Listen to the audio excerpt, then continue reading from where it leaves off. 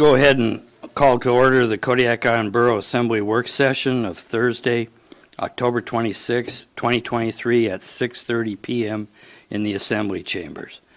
The first item is citizens' comments, and this is the only time that there'll be citizens' comments, if I'm not mistaken, as at the work session is at the beginning of the meeting.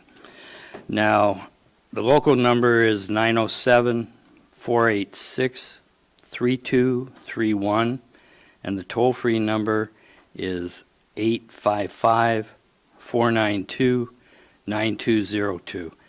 And I ask you to come forward to the mic and speak. Thank you.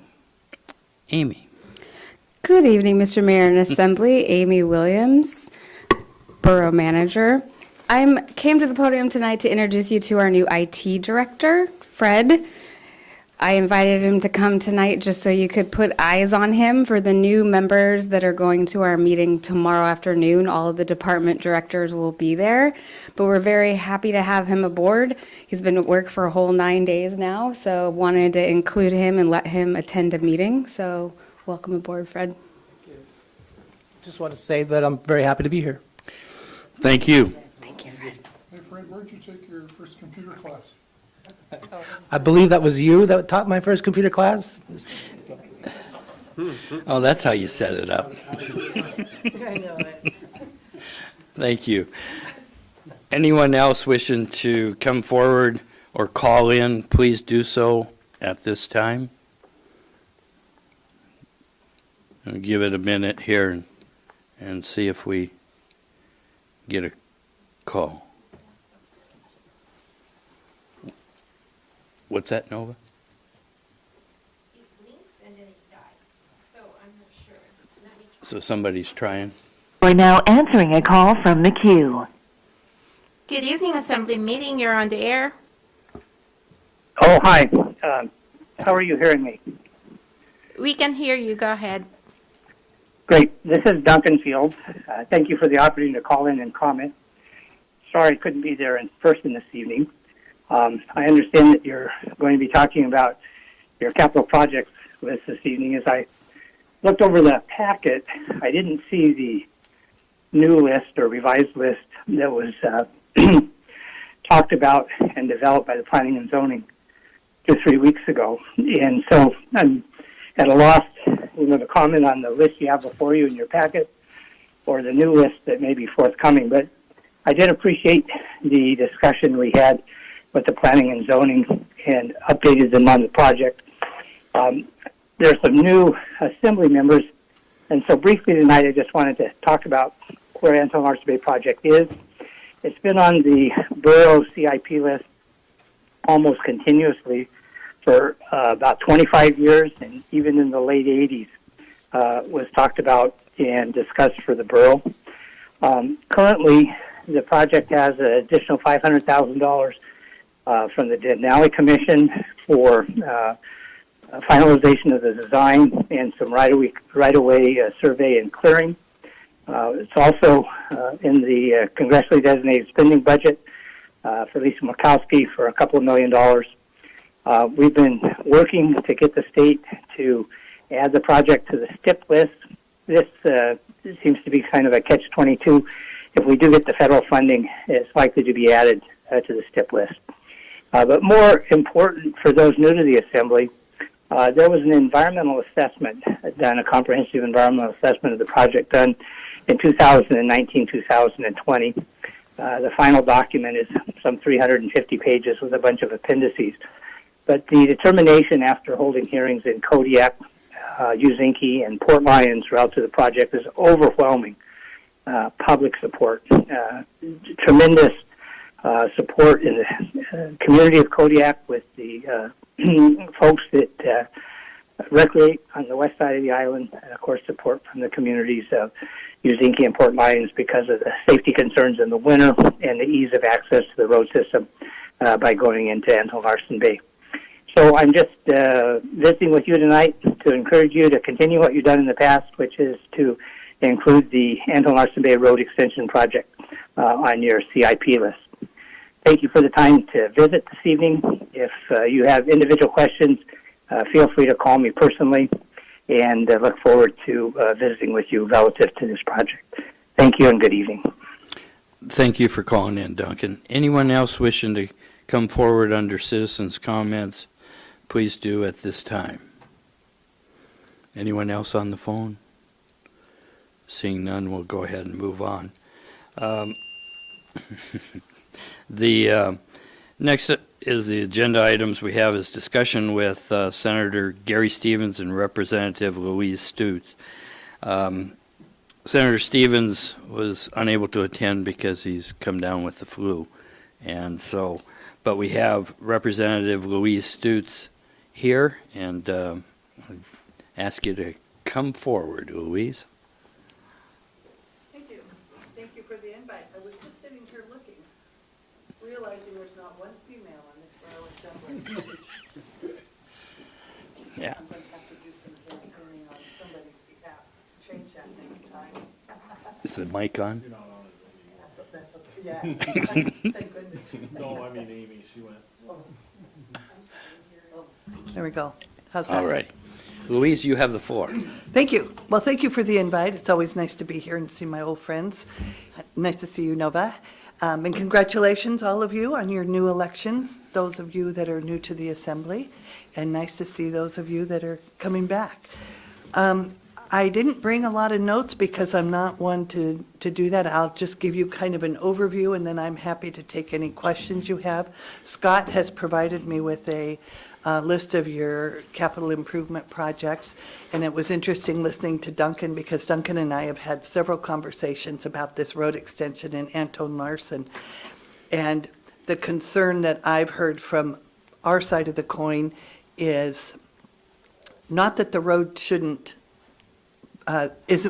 wouldn't be useful and isn't necessary, but one of the stumbling blocks is the current road isn't even maintained by the state. So if you're going to extend the road, we're going to have to come to some sort of agreement somehow, some way. And like I said, I've talked to Duncan about this, about making sure that that road is maintained and stays open. So other than that, I don't think that there's any pushback from either Gary or I insofar as moving forward with that project. It's just going to be a matter of making sure the road is maintained. You don't know what this year is going to bring money-wise. You know, oil is up and down. Right now, the budget provides for any oil revenue in excess of $83. 50% of it will be allocated to an energy rebate in 2024, and the other 50% of it will be allocated to go back into the CBR. In the last 9 years, well, actually the last 8 years, this 9th year was the first year in my tenure in the legislature that we have not taken money out of our savings to pay our bills, and we paid a decent dividend, and we balanced the budget.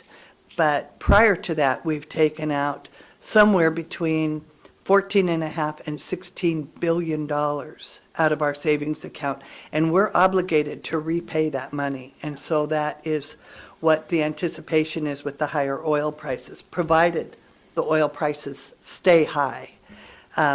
Last year, this year's budget was crafted on the winter forecast as opposed to the spring forecast, there was a vast difference in the price of oil, and we crafted the budget based on the lower price of oil rather than the higher price.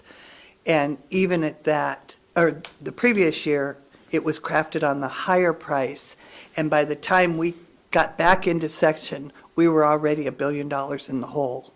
So knock on wood and keep your fingers crossed that oil stays up, and we should have some additional revenue. But then, of course, that brings up the issue of, with new money, we're going to have, unless there's a change, and I don't see a change in the formula for the PFD because there's no agreement. We have certain members that want to put the paying of the PFD in the Constitution of the state.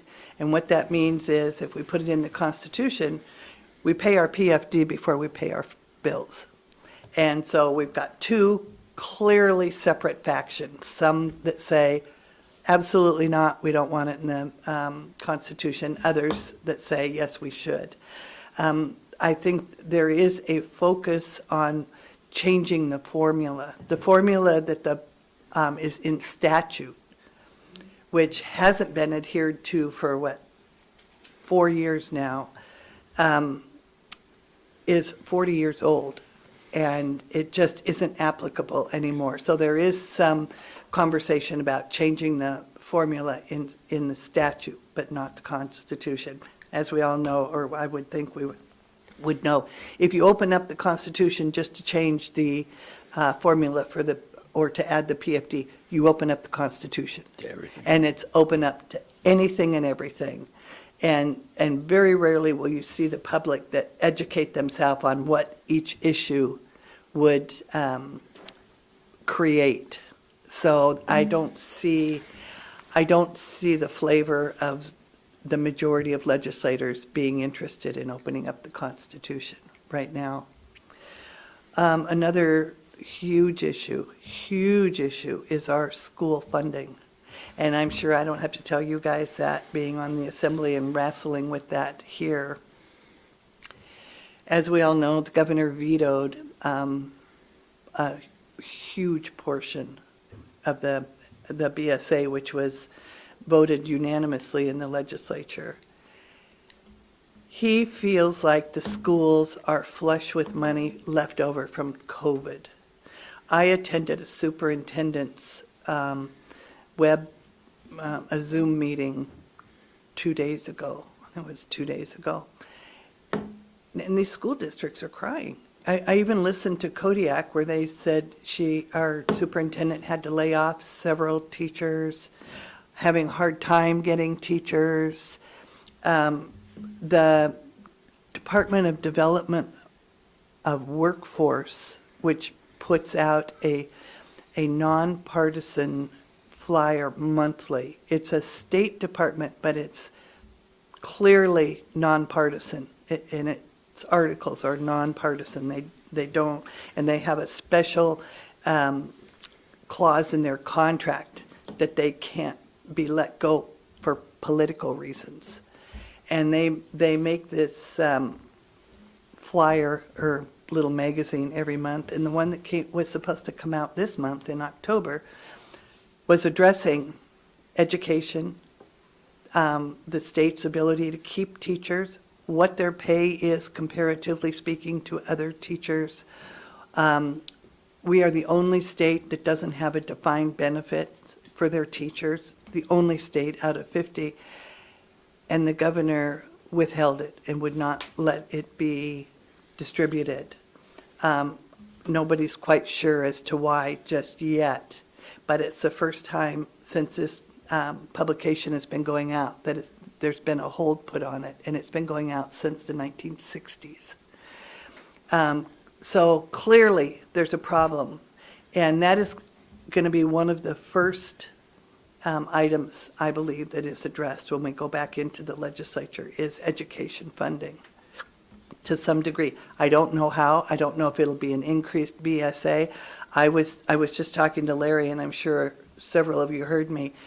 I was concerned because I participated and voted for the READS Act, which was one of the governor's big issues when 2 years ago was the READS Act. And it was not, what I'm being told is it hasn't been funded, but I'm going to have a further conversation with our ex-superintendent and our ex-commissioner of education to get the full story on it, because I don't know, but that's really alarming to me, because that just places another unfunded mandate on schools. So that's going to be a big issue. I know that everybody's excited about the new ferry. It's actually moving forward, the new TRV. I brought this picture I just printed it off to pass around, and that's kind of the new prototype of what the new TRV is going to look like. And it's supposed to go out for bid. When I talked to the gentleman running the Marine Highway portion and the new TRV, his name is Craig Tornga. Great guy, knows what he's doing. He's been in the marine and maritime business for 40 years plus. He retired from Crowley after working for them for 40 years, and then he went to a smaller company. And he's really got a great handle on it, on the marine highway system. As a matter of fact, I will make sure that I get it to Nova, but they're having open houses. They're having Zoom meetings where the communities can call in and express their concerns, their wants, their needs, anything along that line. And I was told that the Tustamina should be going out for bid by the end of this month, and that the bid should be awarded by the end of this year.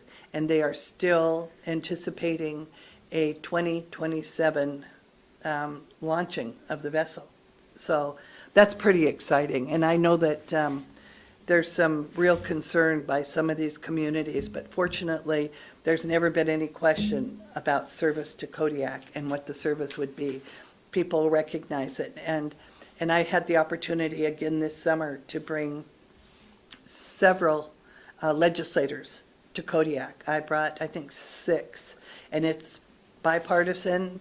I even had senators that wanted to come this time, and we had a senator and his wife come. And we toured all the processing plants, the Tustamina, the hatchery, the KEA. I mean, we hit everything. Coast Guard base, the rocket launch. And I'm telling you, that is worth its weight in gold, having those people here to get a firsthand vision of what's going on. I don't have to tell you anything you guys probably haven't heard about the fisheries.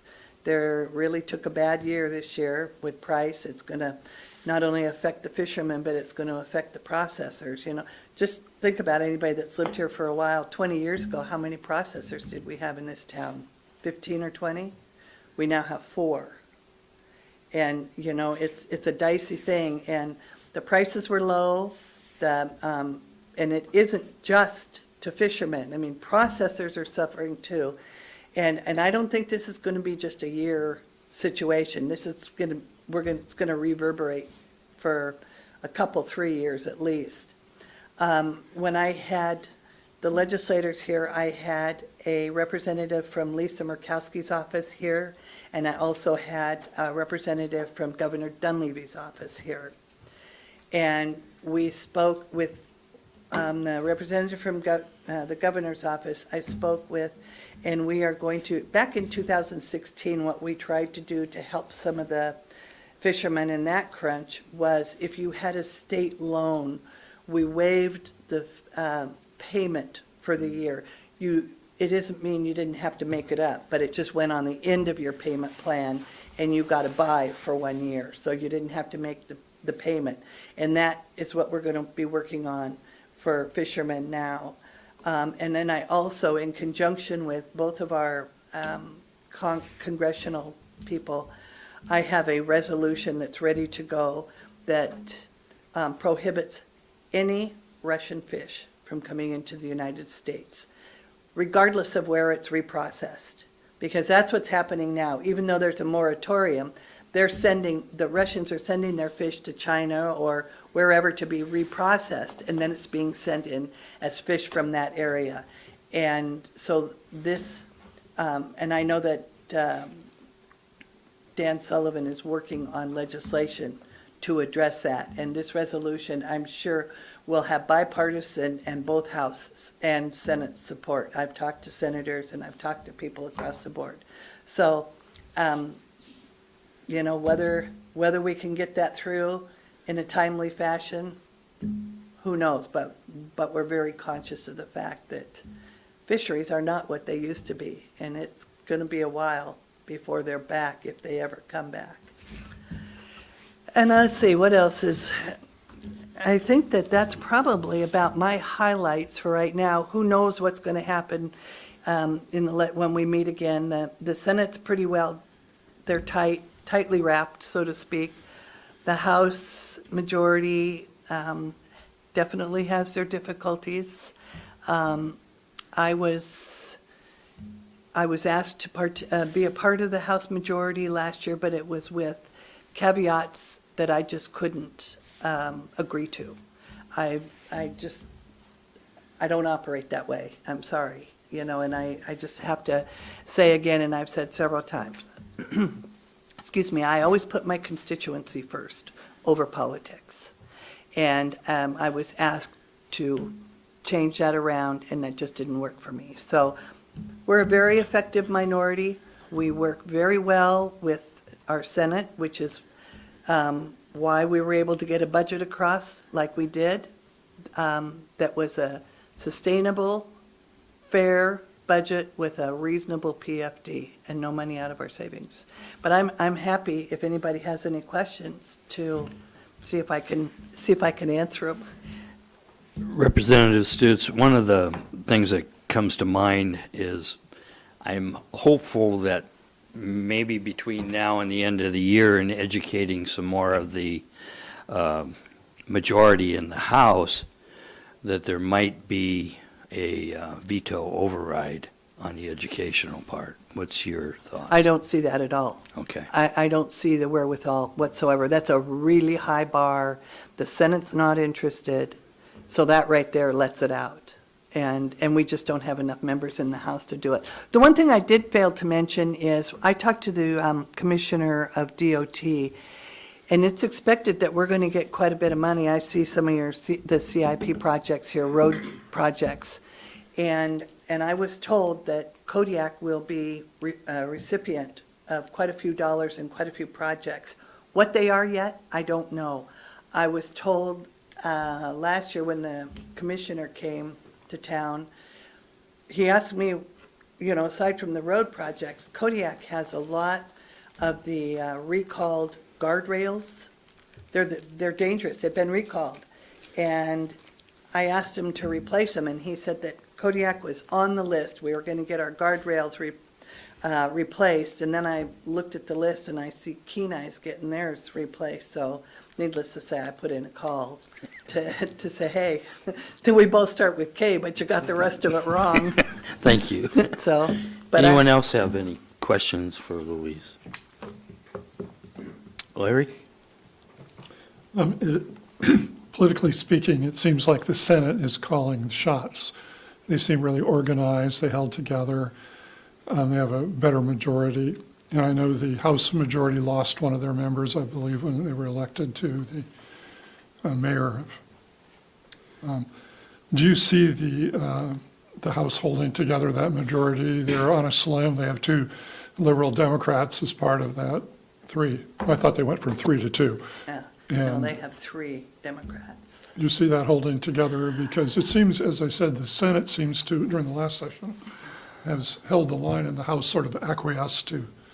Well, it's interesting. I wish I knew, but a lot of it's gonna depend on who's appointed to Representative Pawcatuck's seat, how far right he is, because they have 3 Democrats in their majority, and it was easy for us to work with them. And I'm in a caucus that's a lot of Democrats and independents, but the difference is we work together, whereas our House majority is working against each other. And you can see that. And so it really creates a lot of conflict. And I know that this last year, when we got the budget through, their position was, well, we're just going to hold out and make the minority, they'll give us the 3/4 vote to dip into our savings. And, I personally went and talked to them, the finance and to the speaker, and I said, you're not getting the 3/4 vote. We're not going to give it to you. And if you persist, we're going to find it to be our duty to let Alaskans know that you decided to go into special session because you wanted a bigger PFD when we have a balanced budget, a fair PFD, and taking nothing from our savings, and a special session costs in excess of $25,000 per day to go into. And I think that they finally recognized they weren't going to get the three-quarter vote.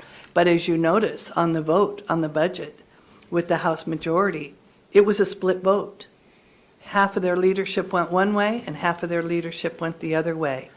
And, so it's, Larry, I wish I could tell you, it's going to be a ride.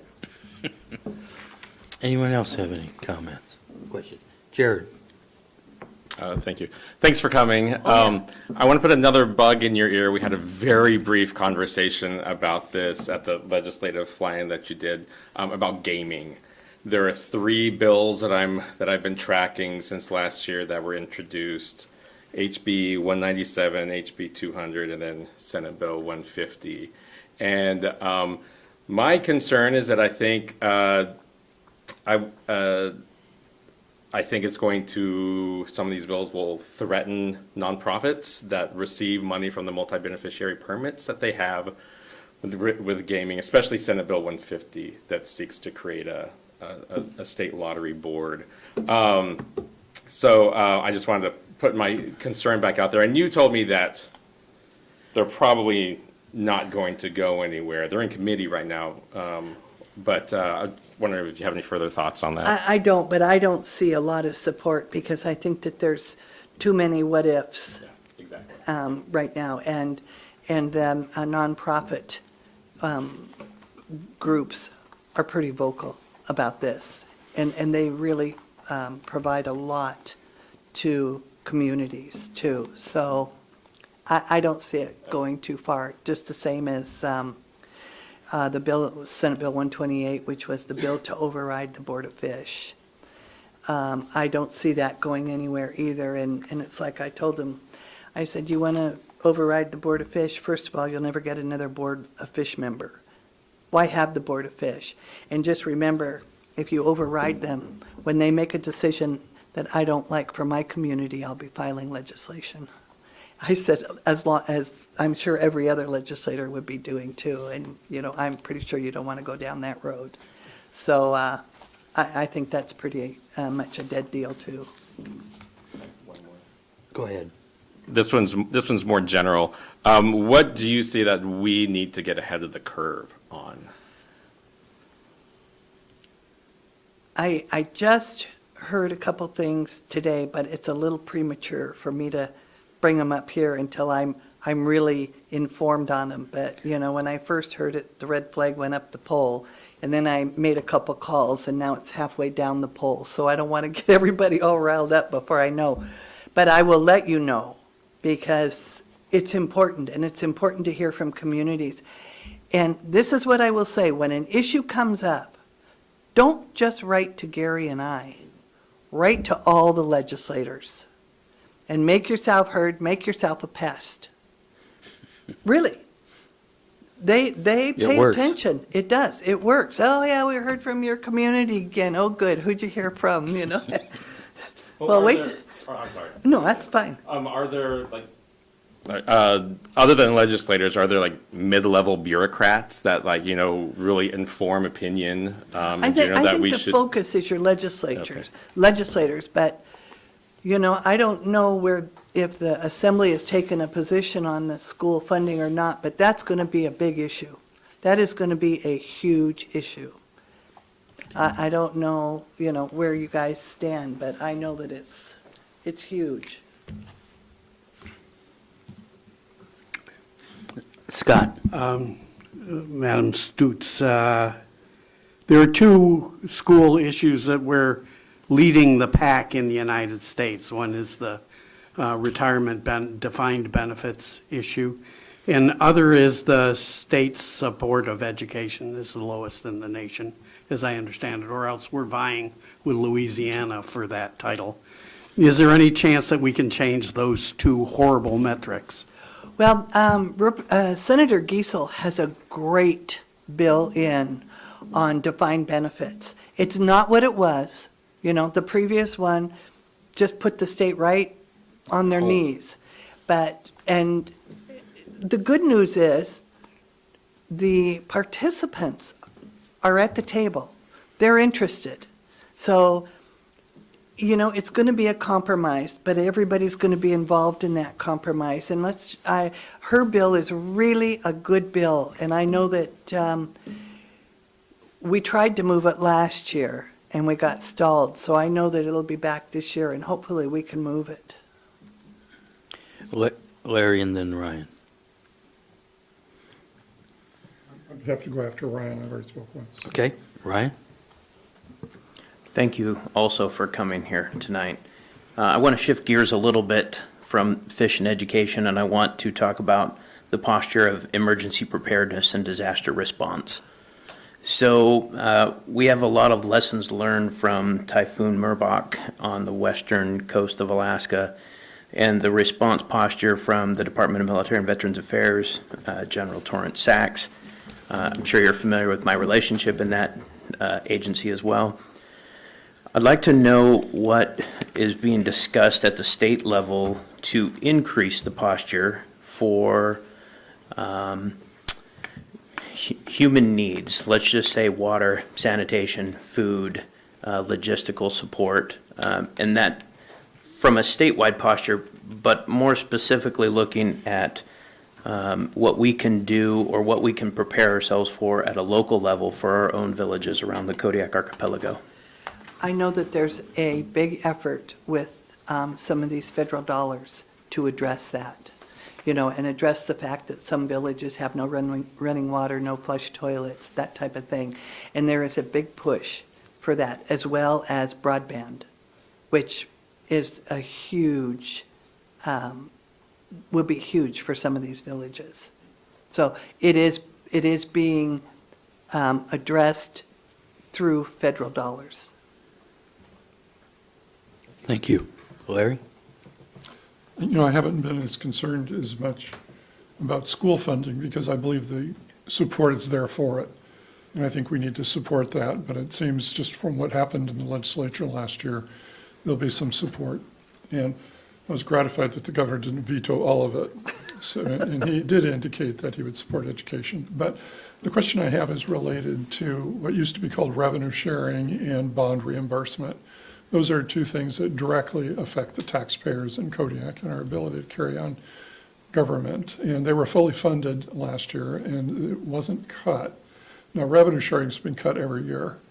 And I don't know if that will continue, but what do you believe the status of that? I know the governor has to release his budget by, December 15th? That's when it's supposed to be out, right. I think that there will be full reimbursement on bond, on the bonds, the school bonds. Bond indebtedness. Yes, on the bond debt. I think that there is a real will within the legislature to make sure that that happens. If I'm not mistaken, on the revenue sharing, I think there was additional money put into that fund this last year in the budget. Don't quote me on that, but I think that there was. And for some reason, I want to say $20 million, but I'm not sure, Larry. I can look into it and get back to you, but I think that there were additional funds put into that. Thanks. Any other? Bo? Thank you for coming. We My appreciate pleasure. your time. So regarding the Alaska Marine Highway System, it's great to hear that the new vessel is going to be built, with the anticipated 2027 completion date. That's 3 to 4 years if it's done on time. There's a lot of concern here in Kodiak, not only from the local community, but also out on the Coast Guard base with the lack of cross-Gulf service this year. Most of that was due to staffing issues. Is there a plan to shore up funding so we can make sure that these vessels are properly staffed? We understand there's some maintenance problems here and there, but when these sailings get canceled and it's due to staff, is there a plan to shore this up? Well, they are working on that right now, and Craig Tornga recognizes that, and I think it's going to be up to the legislature, because when you have a job posting and you can go to the private sector and they can make a third again as much, there's a problem. And I see that across the board in a lot of our departments, but particularly in the marine highway system. They're making every effort. They're, going to the maritime schools. They are, and plus they're offering bonuses, hiring bonuses now. And so I think some of that will be addressed when they renegotiate the union contracts as well, which are coming up. But they recognize that that's a big pitfall. Any other questions or comments? Seeing none, Louise, I want to thank you very much for coming tonight. Oh, my pleasure. I live here, remember? So, it helps We you know enjoy what's going visiting on. I with might just sit here. And again, Gary wanted to be here. He called me. He just wasn't feeling that well. And I said, oh, don't come and spread your germs, Gary. So he said, okay. So anyway, thank you. And anybody that has any questions anytime, give me a ring. Anytime. Home, work, makes no difference. So thank you. Thank you so much. Next item we have is presentation from Borough lobbyist Mark Hickey. Please come up, Mark. Good evening. Good to see everyone. I get to follow Representative Stutes. She covered most of the topics. I'll add a few things. Always nice to be able to come out. There is a written report, and what I'd like to do is hit some highlights and then answer your questions, just sort of the same way Louise did for you. A couple of things while I'm thinking of it. On the community assistance, the legislature did add money, and the governor vetoed it. I do think you'll see the legislature again fund at the same level as we've had, which is, I think, a $30 million a year distribution, which is nothing like what it was 20, 30 years ago. But I think you're likely to count on that same amount of money, which would be the amount of money that you received this year. But it's not there right now. There's less in the fund. The way the fund works is there's a balance, and every year a third of it goes out. And so the legislature tried to make sure that was fully funded. Governor, that was one of the things that he vetoed. On marine highways, I agree completely with Louise. I've been working with Craig, and I think he's, as an ex-DOT commissioner and somebody who's watched marine highway a long, long time, one of the best things that's happened in a long time. He's very focused. He listens. He's got the background. They are working on the hiring issue. And I know one of the things they're doing is they're cooperating with the unions to start academies in Southeast, I believe. I can get you a little more information. I just am aware of it. I don't know what that's going to mean going forward. It's not even a funding problem as much as it is just having the people and keeping them. Let me cover some things. Start with the big picture with the funding, oil prices. One issue that you probably have read some about, and I referenced it in the report, is this growing concern that the permanent fund needs to be restructured.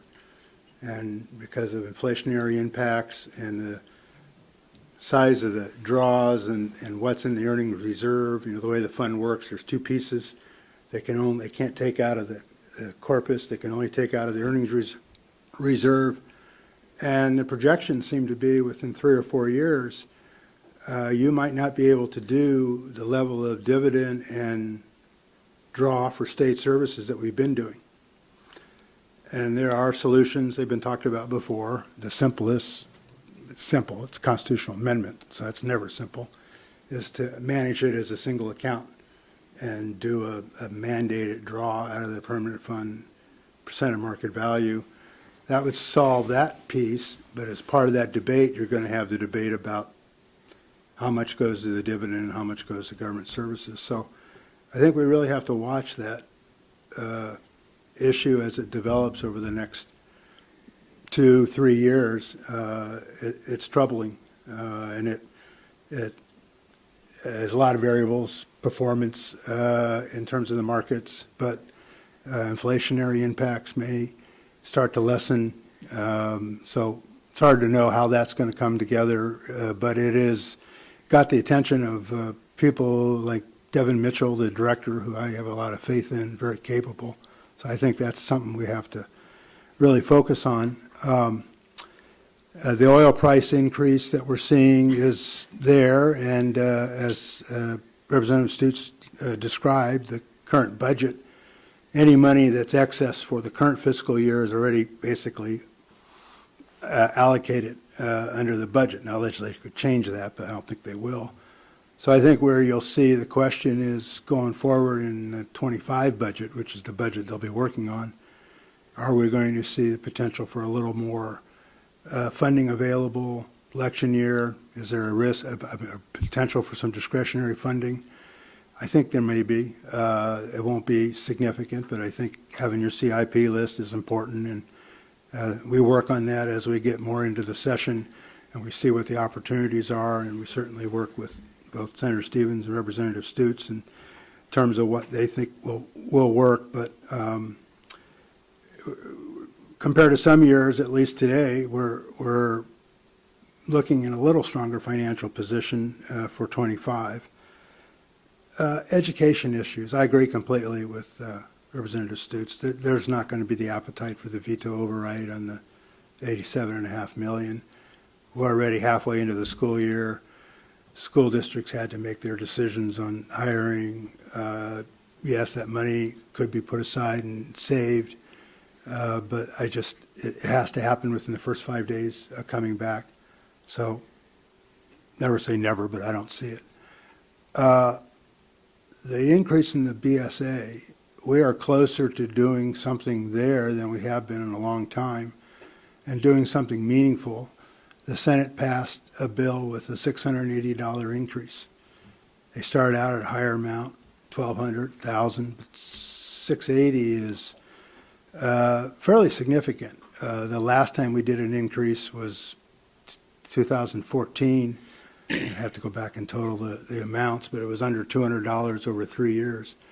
So that bill is passed, the Senate. It has already passed out of House Finance. It's sitting in rules and could be put on the floor and voted on by the House in the first week. Is that going to happen? I wouldn't put money on that. That's never that simple. It's a big issue. It's something the Senate majority is very strong on. I think the House majority is split on whether to do a BSA increase or additional one-time money. It's also a bargaining chip in the process between the bodies. And my experience of watching this for a long time is things that look like they should happen and are simple tend to take a lot longer than you would like it to. So I wouldn't predict a quick action. It's possible. It would take it off the table. And the bill that is actually in rules has internet funding increase for schools, particularly in the rural area, and pupil transportation increase, which, of course, no one knows what the governor is going to do with a bill like this, but it's got enough pieces in it that are important to all areas of the state. We'll see, but I think there's a fairly reasonable chance that it passes, that it gets signed, or it's allowed to become law. So we'll have to watch that, but I think we are closer to doing something in statute this session for a BSA increase of a meaningful amount. I don't know what that number is. 680 is kind of the high mark. That's where the Senate came down.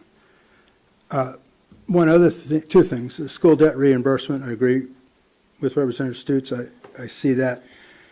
The legislature fully funds it, and the governor has, for now, stopped with what he did in the past with not putting it in or putting it into 50% or reducing it or vetoing it. I would expect, particularly with the fiscal situation we're in, the governor will ask for 100% school debt reimbursement. The legislature will fund that. We'll watch it, but that's my sense. The defined benefit bill, it's complicated. I think It does have a decent chance at Senate Bill 88. It's in Senate Finance, Senator Giesel's bill. It's been worked on by a lot of folks, and I've been involved in it. It is not anywhere near the type of program we had that was even the Tier 2 that we got rid of back in 2005, 2006. It's more modest in a number of ways. There's a choice to start with. If it's passed, current employees that are in the defined contribution can elect to switch. And this could get changed, but that's the way it is now. And there are several levers in there to help manage the risk if the funding ratios drop below like 90% of the total what's required. A COLA doesn't get paid. Employee contribution rates can go up. I don't want to get into all those particulars, but it is something that I think, the borough would want to investigate and be more familiar with, and I'm happy to facilitate that. But it is thoughtful, and it is an attempt to respond to our situation where, as Representative Stutz said, our teachers were the only state in the nation where our public educators are not either in a defined benefit or Social Security. They're in neither. There's this new issue that is just coming to light with the ARM board, the Retirement Management Advisory Board, where one of the contractors for the state, Empower, with defined contribution. There's a lot of problems, and you're going to see more about it. I think it could end up in litigation, but people's defined contribution accounts, if they're in the managed side, which Empower markets very heavily, have come to realize, and there's been an independent analysis, that they are not in good shape, the individual accounts. And that'll probably give some more impetus to doing a bill like Senate Bill 88. You'll see a lot of discussion about it. I think the Senate supports it, and not everyone in the majority, but the House, I think it's a more of a mixed bag as to what they'll do with it. DOT, I put a lot of information in about projects, and I'm happy to answer questions. I've been spending quite a bit of time with the management at South Coast Region, who has our area, and I think we have some very capable people that are working on our projects, but we're seeing additional delays. And it's not just Kodiak, it's happening. I follow projects in Ketchikan, I follow projects in other parts of the state. The problems are not having enough staff, which is also related to the defined benefit contribution issue. Engineering firms maxed out because of the additional money that's out there from the Infrastructure Act. Development of projects continues to be more complicated with the federal rules for environmental documents. But the projects that I reported on last year on the road side, every one of them has slipped a year, another year now. So some that were going to be out to bid and awarded and under construction this summer are now looking at 2025. The one exception to that is the big airport project. That is going to get advertised shortly, and the first phase, there's 3 phases that'll be over 3 years, and it's $45 million to $50 million project. That first phase will be awarded, and assuming that process goes forward without problems, and that work will start this summer. Also, there's a fencing project at the airport, it's much smaller, that's been delayed for a number of years. That will be out to bid. But the other road projects, Chiniak Highway, Otmaloy Way, and there's other issues about Otmaloy that I know Amy and I are going to spend some time talking about it, and obviously the Assembly will need to be involved in that. But generally, the road projects are slipping another year, and as I say, that's happening around the state. I do think the borough and you've done this, but I would recommend we spend more time actively engaging with Commissioner Anderson and the South Coast Region Management to work on how we're going to get these projects expedited. And if there's some additional projects, the guardrail thing that we need to have in there. And my experience with this is the squeaky wheel makes a difference. And Commissioner Anderson, I think, is very capable, comes from within. He listens. And I just would say, I think if we're more, not that we're not been involved, but I think being proactive on that could create some dividends for us to get some of these projects figured out. When he finishes, Larry. Well, I was close to done. I know I've kind of carried on there. No, I enjoyed it all. Please continue. You know, the lottery board, I'm aware of that, and I know a little about the issue for some other work I've done. I agree with Representative Stutz' sense that two of them are governor's bill, and the other one is a minority member in the Senate, although there is a co-sponsor who's a majority member. I just don't think the appetite will be there for that. I think, Mr. Mayor, members of the Assembly, I'll stop there and be happy to answer questions. Okay, Larry? You know, it's been my experience working with, state administrators, commissioners, even legislators, that the worst time to talk to them is after the session starts. And also, the most ineffective way to get their attention is to participate in fly-ins where they get inundated by person after person after person that has a specific agenda. And if the Kodiak Island Borough really wanted to make an impact, they would be busy all summer long and in the fall before the session is made, before the governor finalizes his budget, working with commissioners. And it seems to be the most common way to influence are these organized trips, whether with the school district or the administrators, the principals, that the real affect of making change is one-on-one, when you can actually talk with these people and they're not inundated with person after person after person all saying the same thing. And I don't think that happens very much. It's that dialogue away from the session, because once the session starts, it's too late. I agree with you. I think, you saw it as a commissioner, how it works. Absolutely. Ryan? Mark, thank you for coming here this evening. As we listen to the lists and we review the dream sheets, if you will, one of the things that comes to mind is local capabilities. I've been an advocate for local hire, for local preference. Is the magnitude of projects and local abilities being weighed in as we build these lists or develop these lists? And I'll give you an example.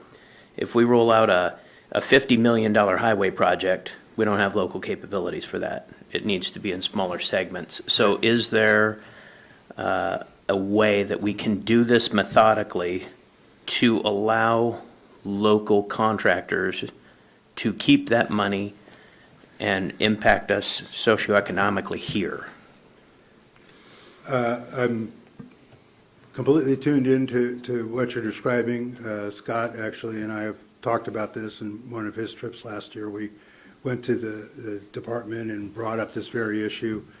The major company you have here, their bonding capability is only so much. And the department, it's not simple because they feel their obligation is, and the higher you get up in the department, I think there'll be more sensitivity to this. So that's where having the dialogue is important, because I don't think it's a political issue, but I may look at it that way for the governor's office. It's in terms of a policy to help support local capacity and local participation. Down at the lower level, when you've got down to the project manager and the engineers, and we're dealing with federal program, they're focused on what they think is the efficiency of projects.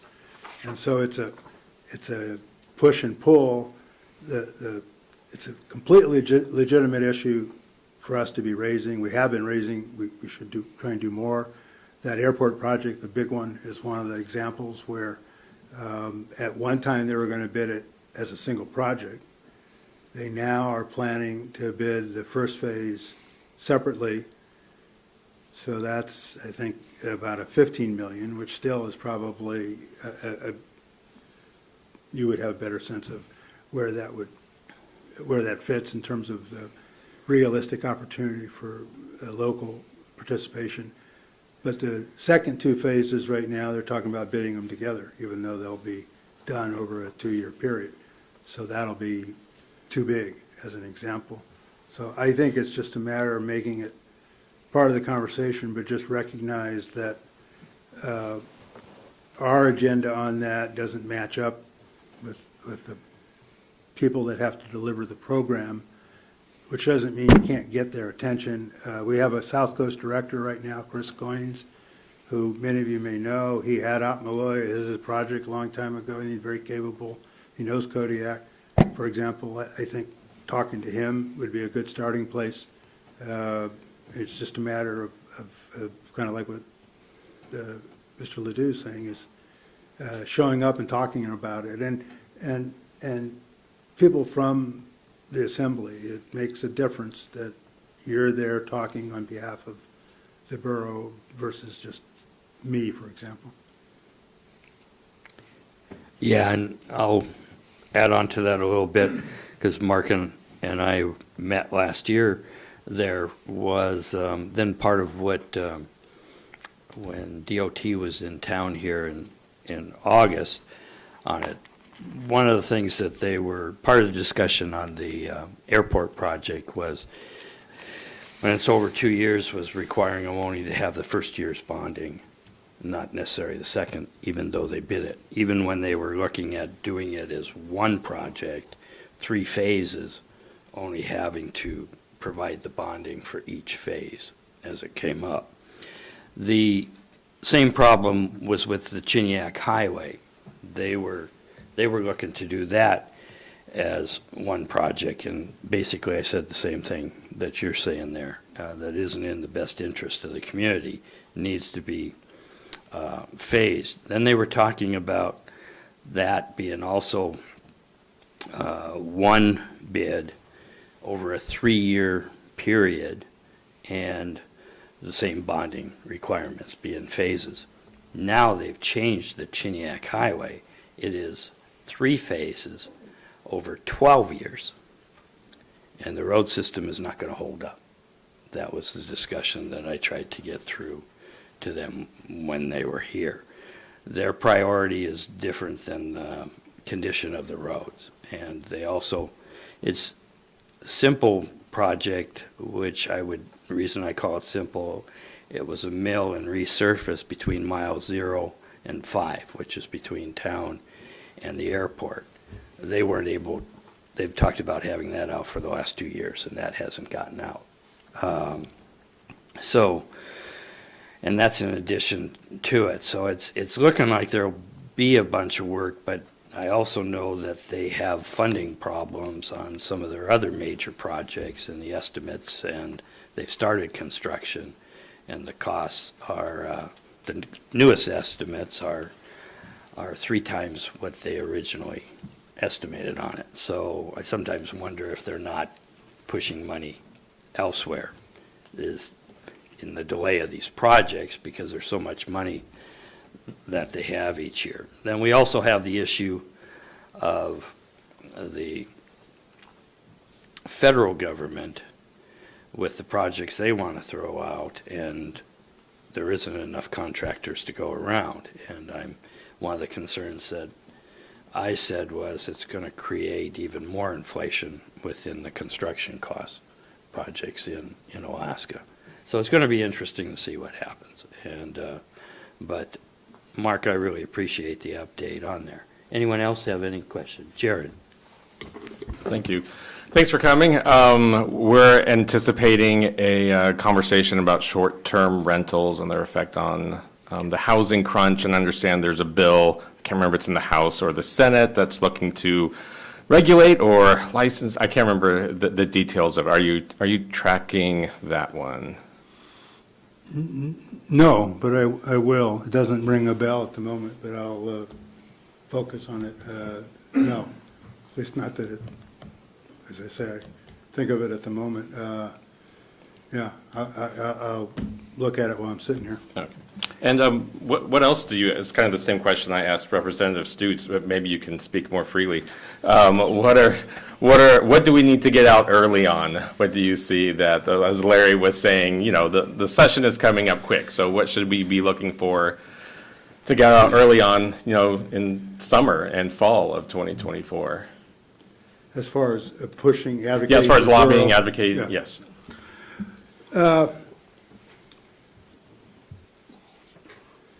Well, it's always a challenge to decide what to make as a priority. And my general advice is if you try to push too many things at the same time, it's hard.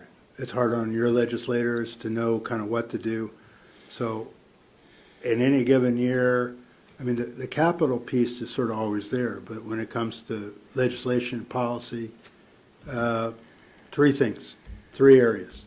BSA increase, if that rises to the top, and it's a policy conversation for the Assembly, but as an example, if that is, when you look at it in terms of a long-term assistance, given how important education is to the borough's responsibilities, this is your call, but it would make sense to me that would be one of the ones to be out on, and now's the time. I mean, because the opportunity is here with second session with the bill that's already over in the House. And I think last year you did resolution on school debt reimbursement. You've done those. Not sure if you've done one on the BSA, but that would be, to me, well worth putting effort into and doing it between now and session. I really think this conversation with DOT and in a more detailed way, which isn't simple and tends to require care and feeding. You can't just do it once. You got to kind of keep after it.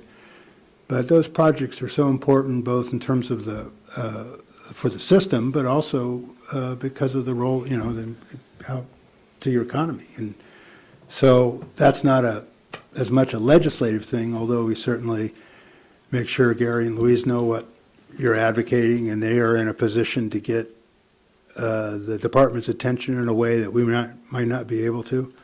So I think that's worth, it takes a little more thought and effort, but I think that's worth putting some time into, and again, within that,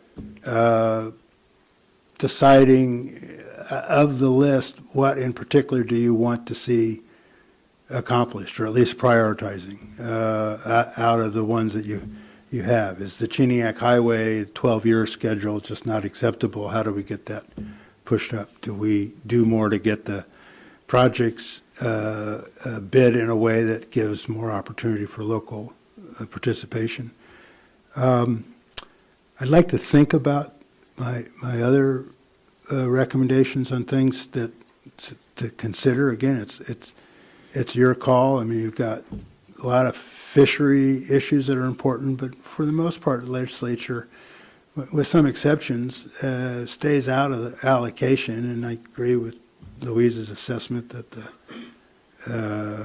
there's been different bills about, and I'm mixing some of them up in my head, but as a general matter, the legislature is not going to go and, you know, like there was the one that was put in on Area M at the end, which isn't your issue as much as it is the Lucian's for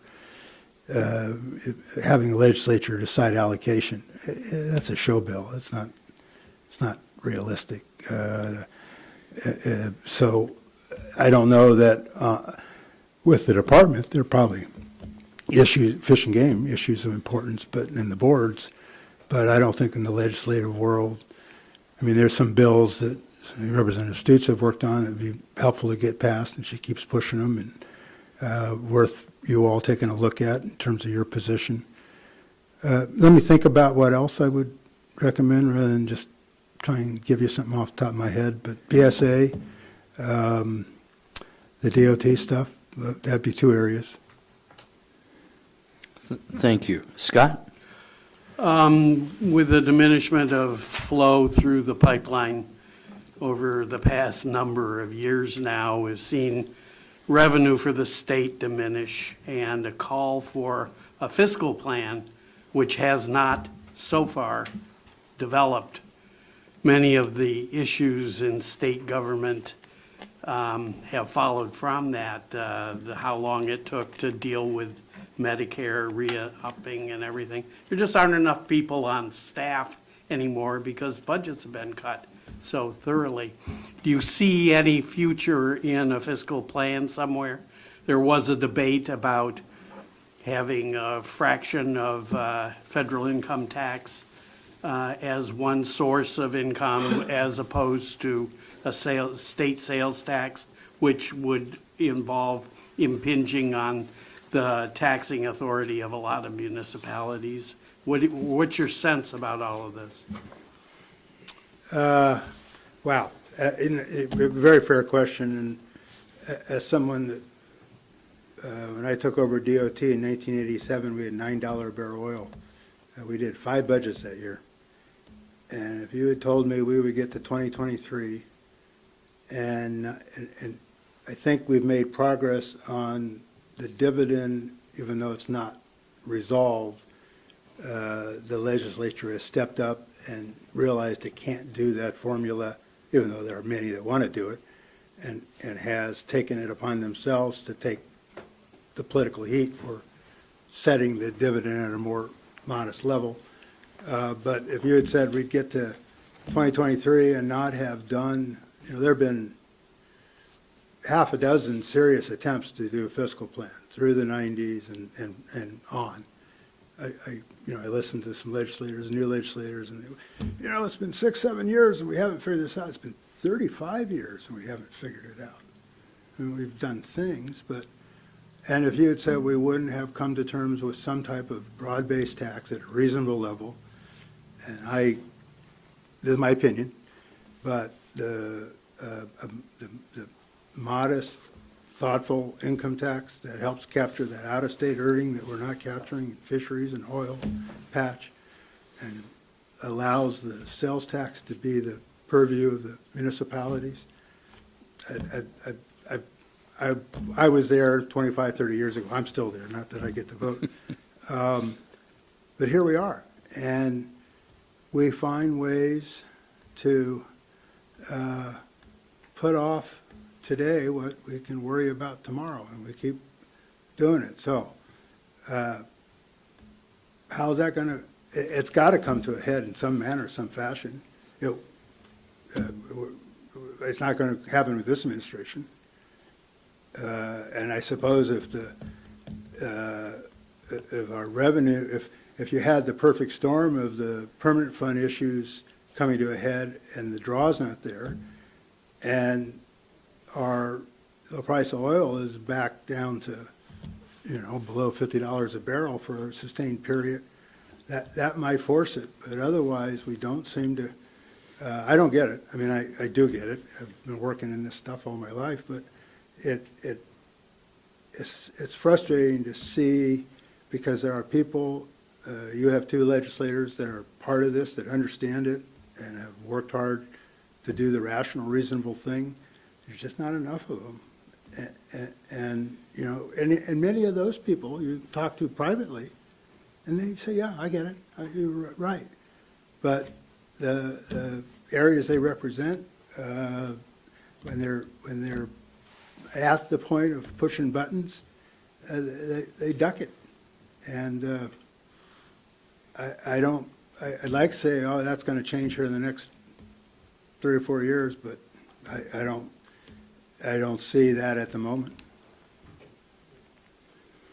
Not to be too pessimistic, because I have a grandson now who lives in Soldotna, and I want this solved. And it's not that difficult, really. I'll get off my soapbox. Larry? Just a couple of things, and these will be related. You know, we're looking at a priority list of projects and things that are important to us.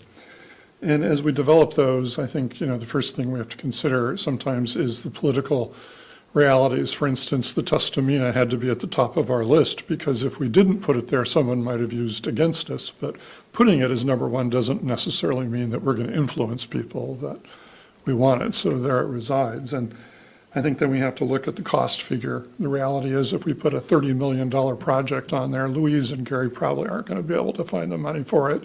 So it looks good, but it also takes the place of something that we might be able to get if it was more reasonable.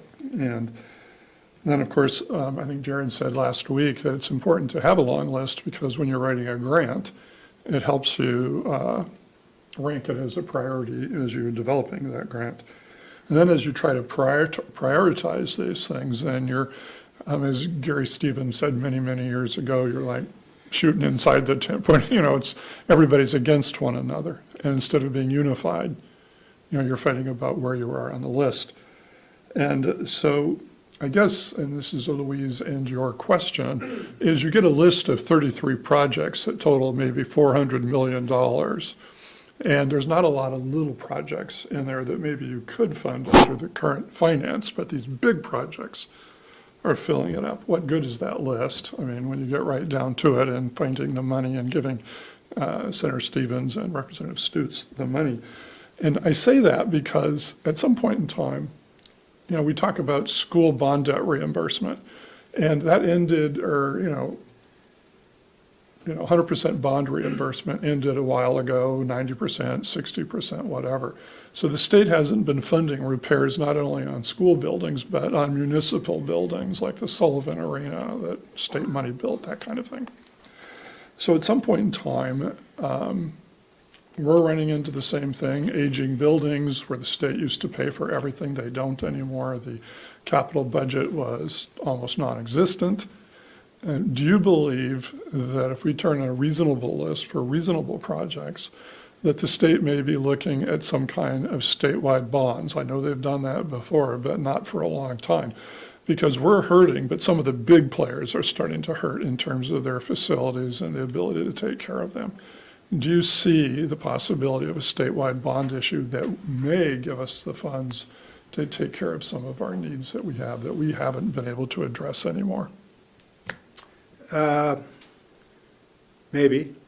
I don't see it in the next year or two, but the last time we had that, we were ready. And we had, can't remember which ones we put in there, but because you had your list, in fact, I think we got some road service area paving in the bonding, or instead of being in the bonding, we got general fund as kind of a trade-off. This is like back in 05, 06. That list has really evolved. For a long time, it was more meaningful in the state level because there were legitimate opportunities to get things funded. The Fish and Game building on their island and those kind of projects of that magnitude. Today, that's not there realistically at the state level. On the other hand, the list does allow you to, like the Tustamina project, to continue to stress how important that was. Is that what made the difference to finally get it done? No, but it was good that it was there, and it allowed Senator Stevens, Representative Stutes to keep telling the governor, who tried very hard to can it, and did for 3 years until re-election was coming up. So, that served a purpose. You've got some projects on there that the Bell Flats one, and there's, I think, the North Star Access Elementary that could compete for discretionary Infrastructure Act money. And having them in your list is important to show that they're priorities. And ultimately, in fact, I think the Bell Flats, I'm not sure, I think both of those are in the draft 24, 27 STIP by DOT. Yeah. So, that's important. You actually have, and one of the things that we have done, and you still are doing, is have some small projects.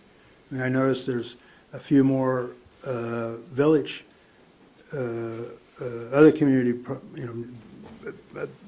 broader list of some projects in the small communities. And I recommend continuing to have those there because you never know, particularly in an election year, if there's a windfall on money, what might and it might be possible, plus the politics of what it takes to get a vote on this and that. I mean, back in the day, I turned one little issue into 3 harbors funded in a space of 24 hours because we had the projects and we knew. Now those days, unfortunately, they're fond memories, but I still think your list is important at showing things that are important to the community, to the borough, but it serves different purposes, not all just in Juneau. And I guess the downside of that is just the expectation with the public about they understand that it's one thing that you have this list, but the practicality of pulling off, particularly, I've watched Anton Larson, the extension. It makes a lot of sense. First thing I wrote down was what Louise brought up. Who's going to maintain it? That's going to be a tough sell with the department. But, I mean, Duncan and others, they pushed it. It's there. It's getting incrementally success. So I'm kind of wandering, but I don't know that, Larry, a small list of very modest projects is necessarily going to make a difference. And I do think, and I'd have to go back and think about when this happened, we will do geo-bonding again. We built all our harbors that way. We did a lot of initial school projects. Big issue is the moratorium on school debt reimbursement. It comes up again in 2025. That's only 2 years away. That's so critical to having a program. It's going to have to be different than what you had, the 70-30 and 60-40 days. Anyways, I think it's valuable to have your list, and I don't see geo-bonding happening this session. But, you never know, and if you don't ask, you don't get. It's election year. Anyone else have any other questions I'd like to ask on there? This time it appears to be all. Thank you, Mark. Thank you. I'm hoping you'll stick around for I will. the meeting, and we'll continue on there. Okay. Next is discuss the formation of the solid waste contract committee. Amy, staff report, please. Actually, Nova's going to give the staff report on that one. Okay, Nova. Thank you, Mr. Mayor. The Assembly created the Solid Waste Contract Subcommittee in 2020, comprised of Mr. Arndt, Assembly Member Williams, back then, Mayor, Manager now, and Jeff Smith. 4 meetings were held by the subcommittee from December 2020 to January 2021. Since the subcommittee was ad hoc in nature and it has accomplished its tasking, it was officially disbanded on January 21, 2021. During our agenda setting of October 4, 2023, it was discussed to form a committee, which is going to be a standing committee and not an ad hoc committee. A draft resolution is attached in the packet for Assembly discussion. The Assembly may revise the committee's tasking if it so desires. And this is also scheduled at our regular meeting next week. Thank you. Thank you. So it's open for discussion. I guess one of the things that I saw on it is we probably ought to put that the clerk's department will basically do the minutes on the meeting, Nova. thinking we need to state that in here somewhere on it. It's one thing I saw. Discussion.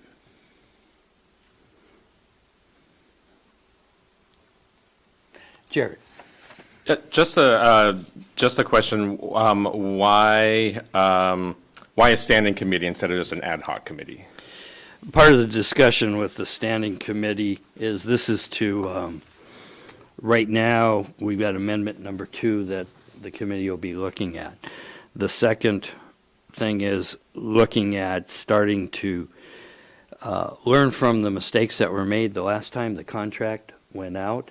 I figure it's better to try and get that on the record now. I was hoping it was going to be done before this, but since it hasn't, that's why the discussions was to make this a formal committee, so we can do that on there. But thank you for the question. So, any other, this'll be, introduced in that, but just wanted to see if anybody, that's why you'll notice on the committee assignments, rather than, I've already designated people on that committee for once it's formulated, pending its formation on there. So, Ryan. You've already designated people. Has that list been made public yet? Yeah. Yes, it's in the packet. Great, thank you. So, any other discussion? Okay, then basically we'll move forward with that. It'll come up to us on there. So then the next thing is the packet review, which will start on the public hearings. First is ordinance number 2024-9, amending Kodiak Island Borough Code Title 3 Revenue and Finance, Chapter 3.35 Real Property Tax, Section 3.35.030 Real and Personal Property Exempted from Taxation, and 3.35.050 and 3.35.055 regarding Board of Equalization. Staff report, please. Amy. Thank you, Mr. Mayor. Our Borough Assessor is here tonight to update us on this. Good evening. So just for a little bit of background for the new members, we had a Superior Court decision that ruled that Alaska State Statute 2945-200 gives people the right to see a BOE as an appeal, and we were not doing that. Due to the complicated nature, I would say, of exemption appeals, assessing is asking for there to be 2 BOEs, one for valuations, which would not change in any way, shape, or form, and then the other one, which would be 3.35055, would be the assembly sitting as the Board of Equalization for all exemption, religious, charitable, that kind of stuff. Some of the information that we give to the BOE is confidential, so we just thought that it would be better if the assembly was the one that was deciding those exemptions for Kodiak.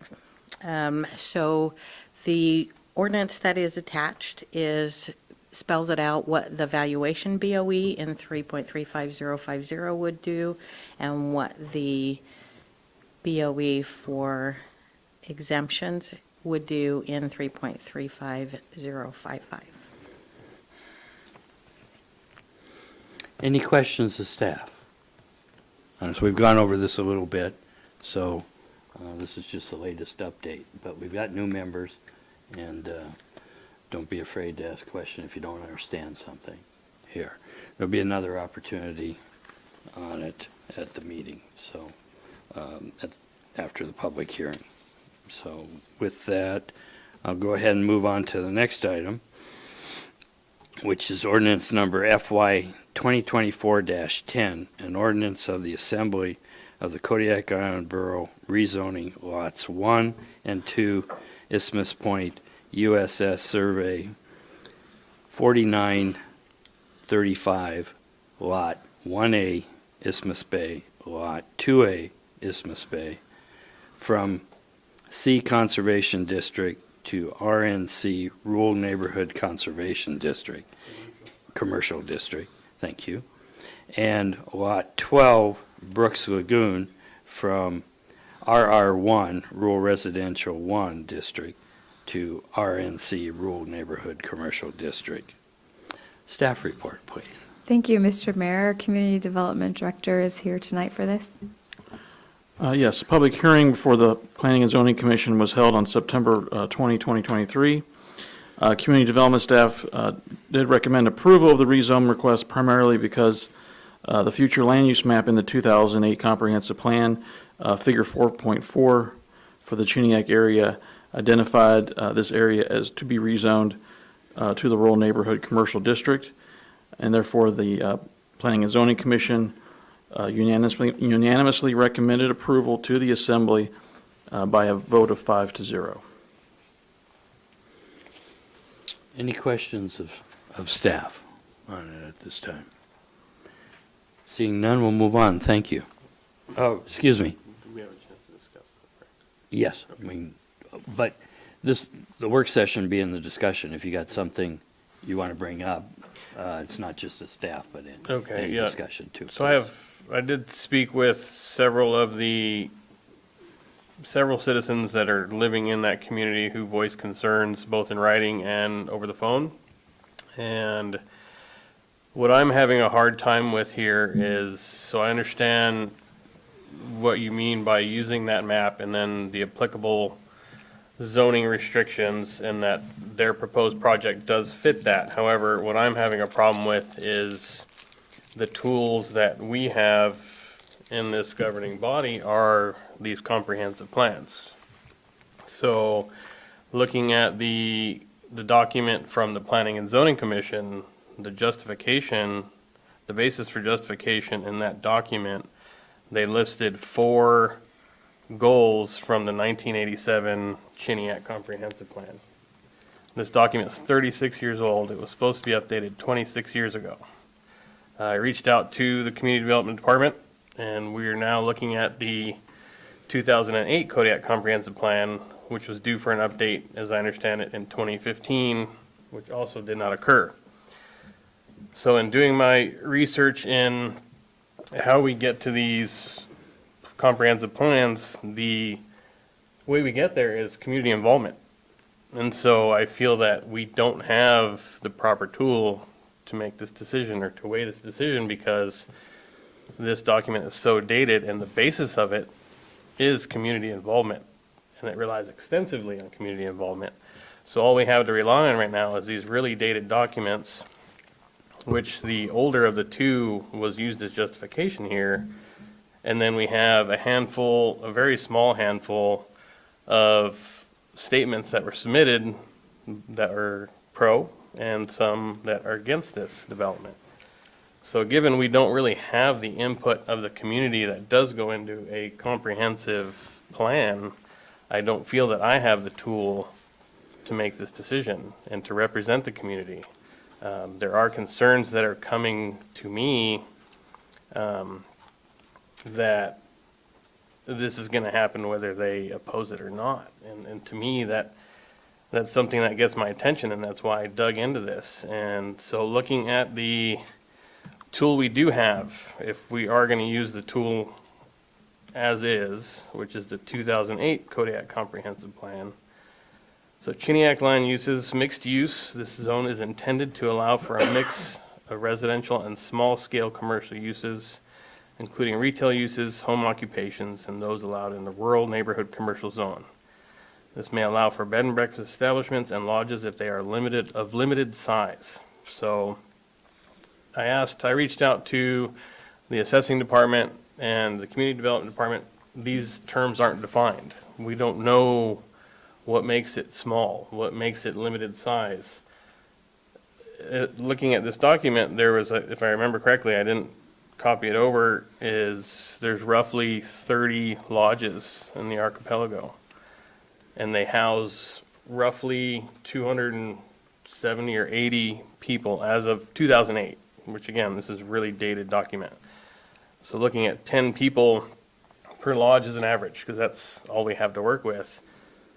What do we consider small? I mean, when I look at the concerns, and again, this is me voicing concerns on behalf of the people who reached out to me, is looking at the proposed development of this property. If it's rezoned, they're looking to build upwards of 20 cabins plus an including structure, which is a large home.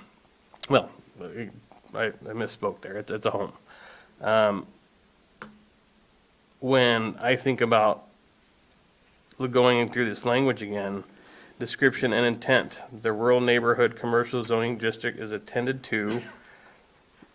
A lot of information about tourism, which is, supporting tourism is always a good thing we should consider, but then you get down and it specifies bed and breakfasts, motels, small-scale commercial properties, recreational, tourist-oriented businesses that are small in scale.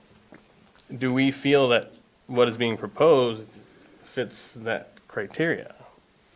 But to me, this seems more of, with 20 cabins and the associated buildings and the wellness center and a winery, this seems more of a resort.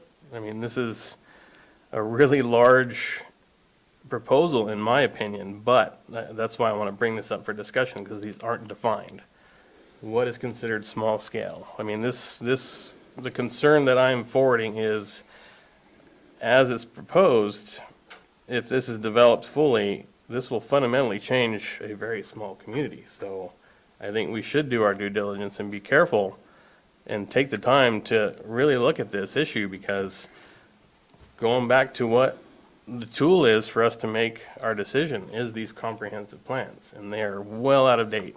So given that we're not going to be able to update this right now, we need to think about how we define these terms. And so I don't think we should rush through it, because this will impact the community. And there's some benefits that were made in support of it, possibly employment, which is a very clear benefit to me, perhaps some revenue for the borough, but there are concerns that I think that haven't been addressed. I think the pros were addressed very well by the Planning and Zoning Commission.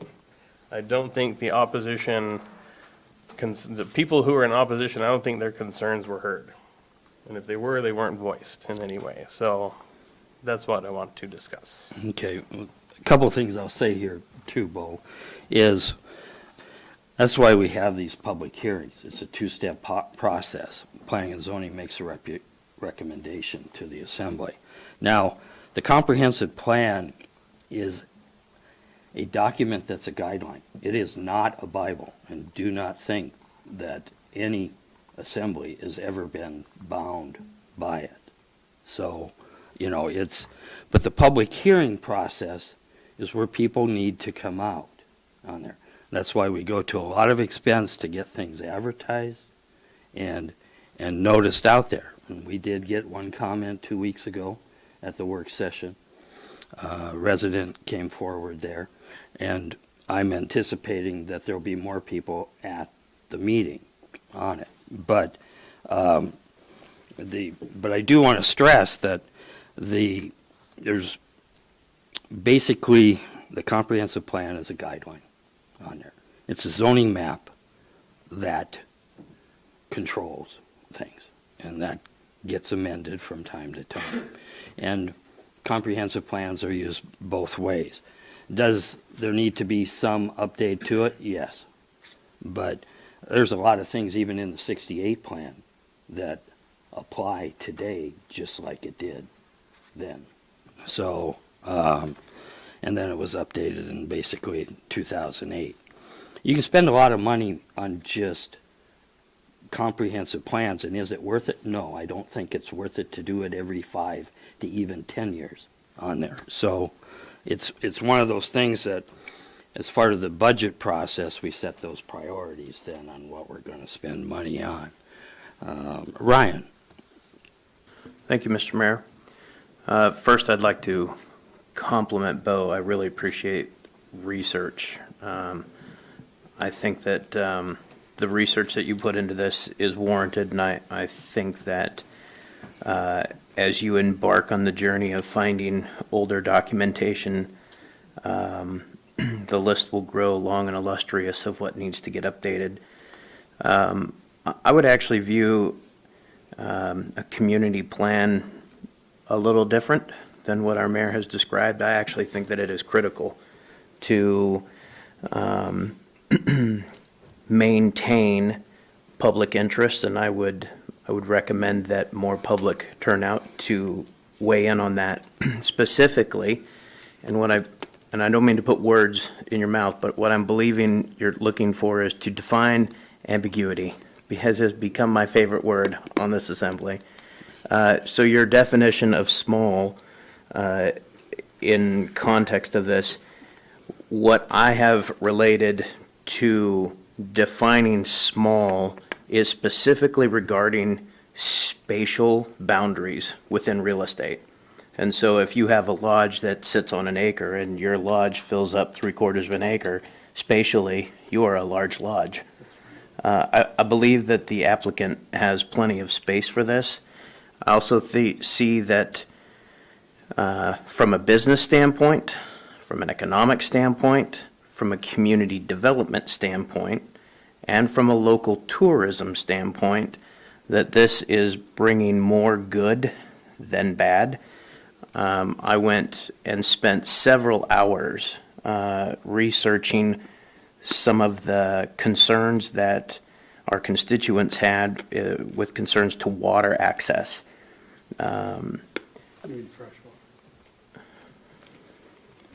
Potable water, drinking water, fresh water, non-salt water. Mr. Cucumber? No problem. So, Mr. Turgid. Roger. So, based upon that research and through the welts that I spoke about at our last gathering, I actually felt comfortable about the water source, and I hope that through proxy, that those concerns of water rights and water access may be handled at a state level. And it is far outside of our purview of the Department of Natural Resources of what their bounds and duty are to the state, specifically water rights. But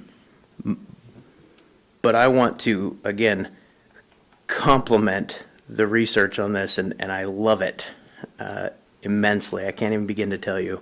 So thank you, Bo. Anyone else have any comments? Jared? I have the same concerns at first that the Bo raised, especially in terms of the datedness of the comprehensive plans and being kind of an unuseful tool. I agree with Ryan that they should be that they are critical tools, but it's the tool that I convinced myself, I guess. It's the tool that we have, so it's the tool that we have to work with, right? Yeah, there is ambiguity in the definition of limited size, but I think I agree with Ryan that there is more good. I listened to the planning and zoning meeting on it, and I did have some Kodiak residents reach out to me too, and who had concerns, and they listened to the meeting, and we've talked it out, and it's one of those things. It's like they don't. Some of the people that I talked to were, at first, they don't like the gut feeling of the lodge and all the cabins out there. But what it came down to for them is that they trust their neighbors. They trust their neighbors are going to take care of that land and take care of their community. So.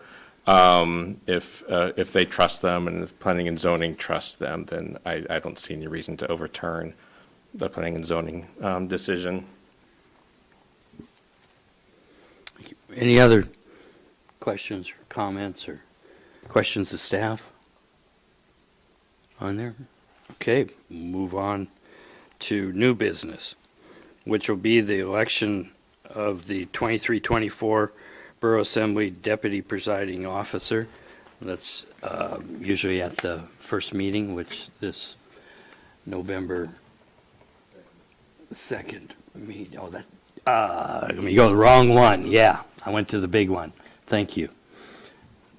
November 2nd, regular meeting, we will do the, as the first meeting after ratification of the election, do the deputy presiding officer. And basically, nominations will be made at that time, and then we get to vote on it.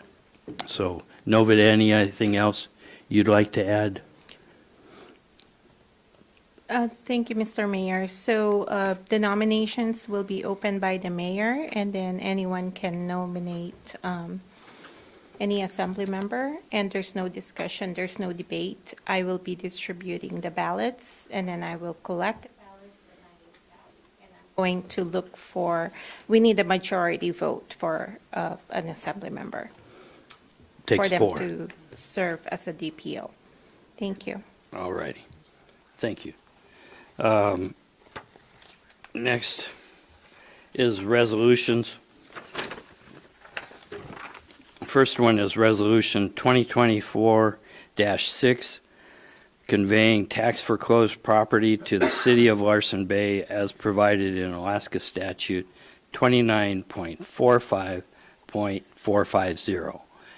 Amy, staff report, please. Thank you, Mr. Mayor. On July 10th, 2023, the Kodiak Island Borough received the clerk's deed for PID 20068. The property is located at 205 First Street in Larsen Bay, Alaska. Pursuant to Alaska State Statute Section 45.450, unredeemed property in a city can be deeded to the city upon payment of borough taxes and the cost of foreclosure. The City of Larsen Bay has contacted the Kodiak Island Borough and provided the minutes from the City of Larsen Bay regular meeting from September 15th, 2023, documenting the foreclosed property was voted to purchase for taxes due by the City of Larsen Bay in the amount of $1,229.30. In your packet, you'll see the resolution that moves that deed to the City of Larsen Bay.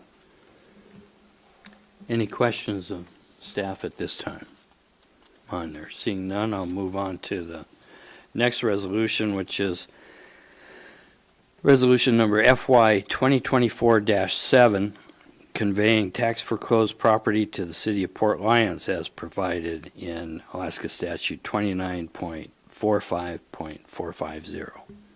Staff report, Amy, please. Thank you, Mr. Mayor. On July 10th, 2023, the Kodiak Island Borough received the clerk's deed for PID 20281. The property is located at 409 Bayview Drive in Port Lions, Alaska. Pursuant to Alaska State Statute Section 29.45.450, unredeemed property in a city can be deeded to the city upon payment of borough taxes and costs of foreclosure. The City of Port Lions has contacted the Kodiak Island Borough and provided the minutes from the City of Port Lions regular meeting, which was held on September 14th, 2023, documenting the foreclosed property was voted to purchase for taxes due by the City of Port Lions in the amount of $3,334.03. In your packet, you'll see the resolution that deeds this property to the City of Port Lions. Any questions of staff on this one? Ryan.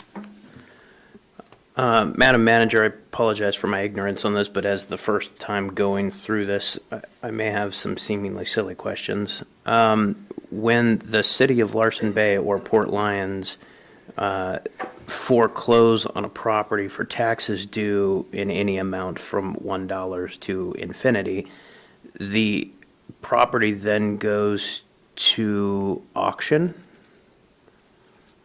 In this case, the deeds get turned over to the borough, and then the borough sells that deed for the taxes due back to the community. So at any time between now and when we sign this next week, if the owner of that property came in and paid the taxes, it would stop this, is my understanding. So if those taxes weren't paid by the owner, then the cities can take over the deed on that. And follow on. Thank you. Go ahead, and we have the assessor here. So in this one that we're discussing right now, FY 2024-07, there is basically a conveyance of about $3,400. This as I understand it, somebody comes in, pays the $3,400, it now comes back out of this process and this resolution is then removed. But once we execute the resolution, that is the same as the foreclosure process, correct? Yes, that deed will go, in this case, will go to the city of Port Lions. And then the city of Port Lions will own that house. For $3,400. Yes, sir. Roger, thank you. Larry? Just a question, Amy. Does the borough own lots in Port Lions? I do not know the answer to that, but I can certainly find out for you. I don't believe No. so. So what this one is doing is that it's an owner that has not paid their taxes. And when we foreclose upon them as a borough, we offer it to the cities that they reside in first to pay off those taxes. Do we do the same in the city of Kodiak? Yes. Yes. Is that it, Larry? Yes. Ryan? Sorry again. So as we foreclose on the property, that is all structures, all contents, everything that resides on the property at that time. Is the borough prepared for worst-case scenarios of foreclosures? Hazardous materials, site preservation requirements, maintenance of facilities? What is our obligation once we foreclose? To hope that the cities take them over? Hope. Thank you. Yeah. Hope. Roger. One of the things, Ryan, for instance, when the borough forecloses around town here, I'll say, whether it's inside or outside the city limits, if there's a 10-year period, unless the property is deemed needed for public use, that voids the 10-year thing on there. So in other words, so we had some property just, I think it was a year, maybe a year and a half ago, that was offered to the city. And because of the potential for contamination, they chose not to take it. So we are still charging the property taxes against her. We can't get clear title to it for 10 years, because if we sell it prior to that, basically the all proceeds above the taxes go to the property owner. In this case, because it's to the community, another government, and that's a public use that they've determined on their part, therefore that voids the 10-year period. Does that help you at all? Go ahead. So as I understand your statement, these foreclosures are deemed public use? By Port Lions and Larson Bay. Great, Yes. thank you. Any other questions of staff on this? Okay, let's go on to the next one is Resolution FY 2024-11, adopting a state legislative capital improvements project priority list for the 2024 legislative session.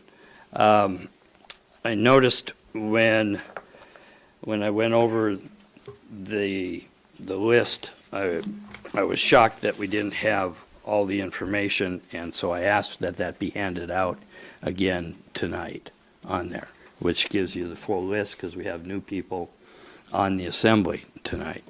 And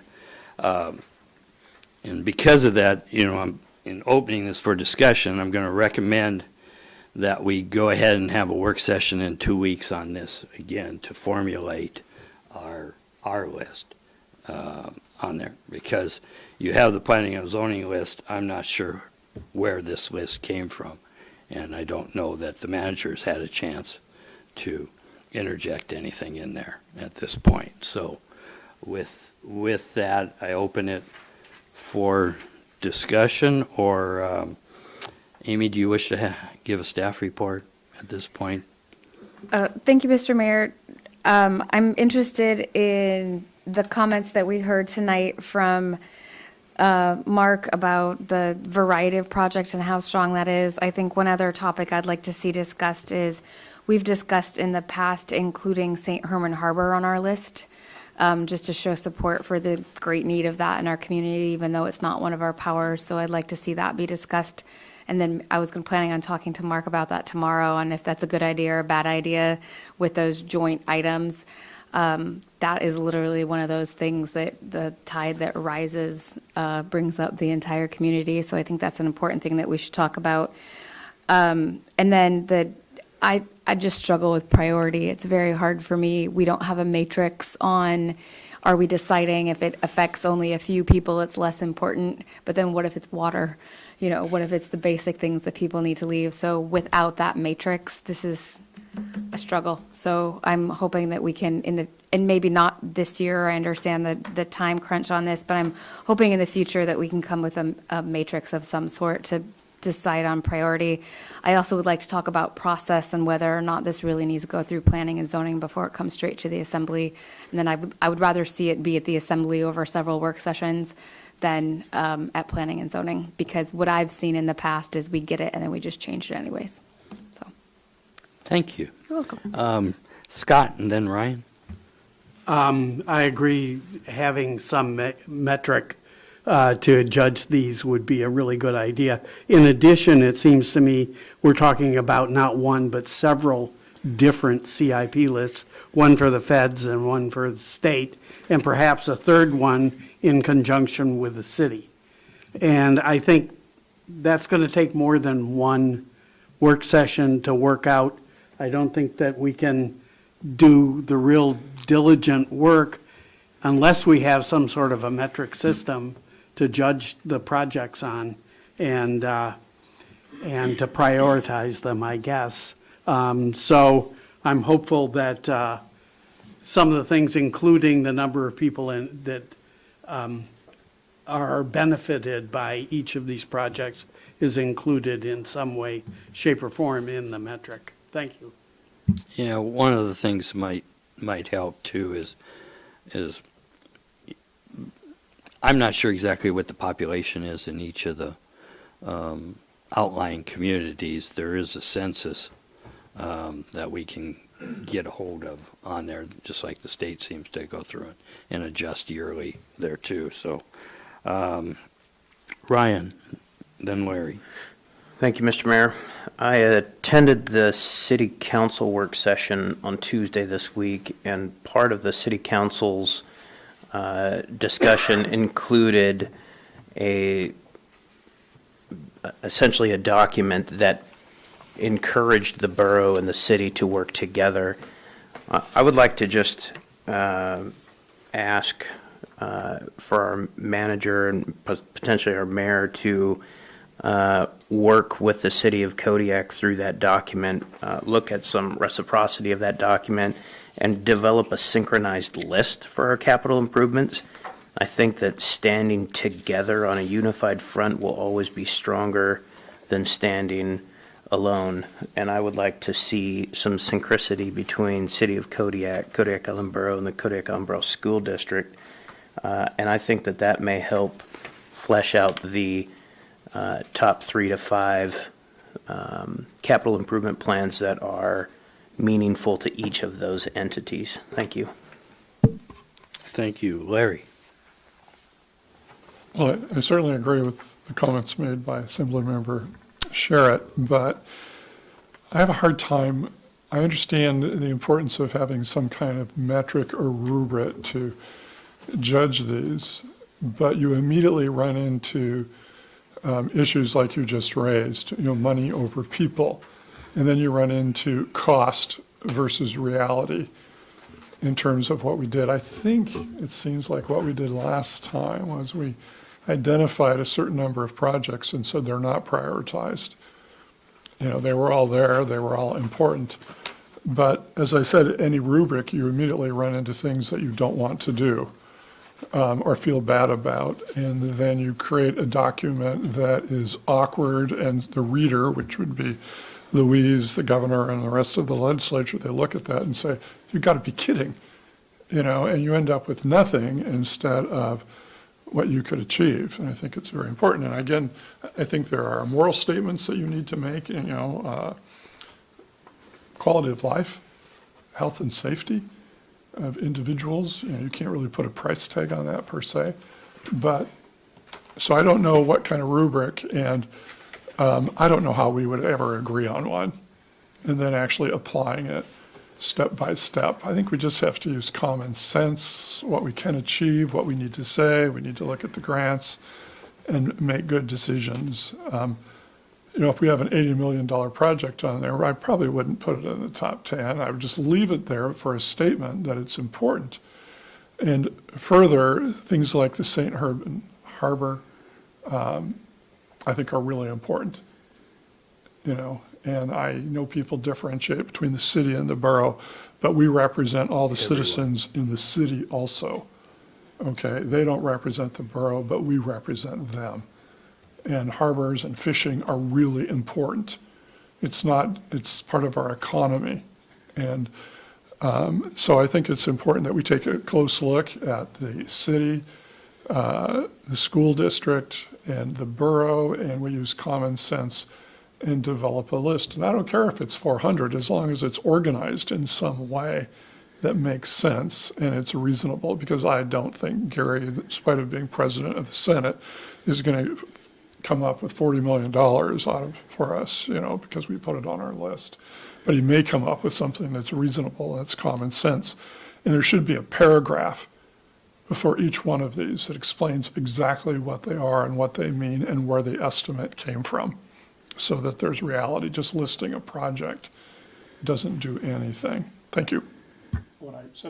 I said at the beginning, I agreed with what Ryan said about increasing cooperation with the city. I believe that's incredibly important.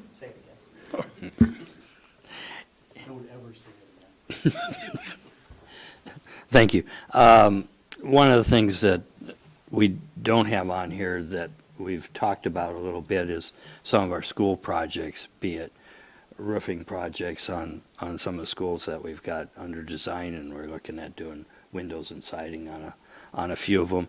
But we also don't have listed here the pool repairs, and we need to get that as a project on here too. So this is the discussion to give direction to staff to come back with us in 2 weeks so we can continue on this process.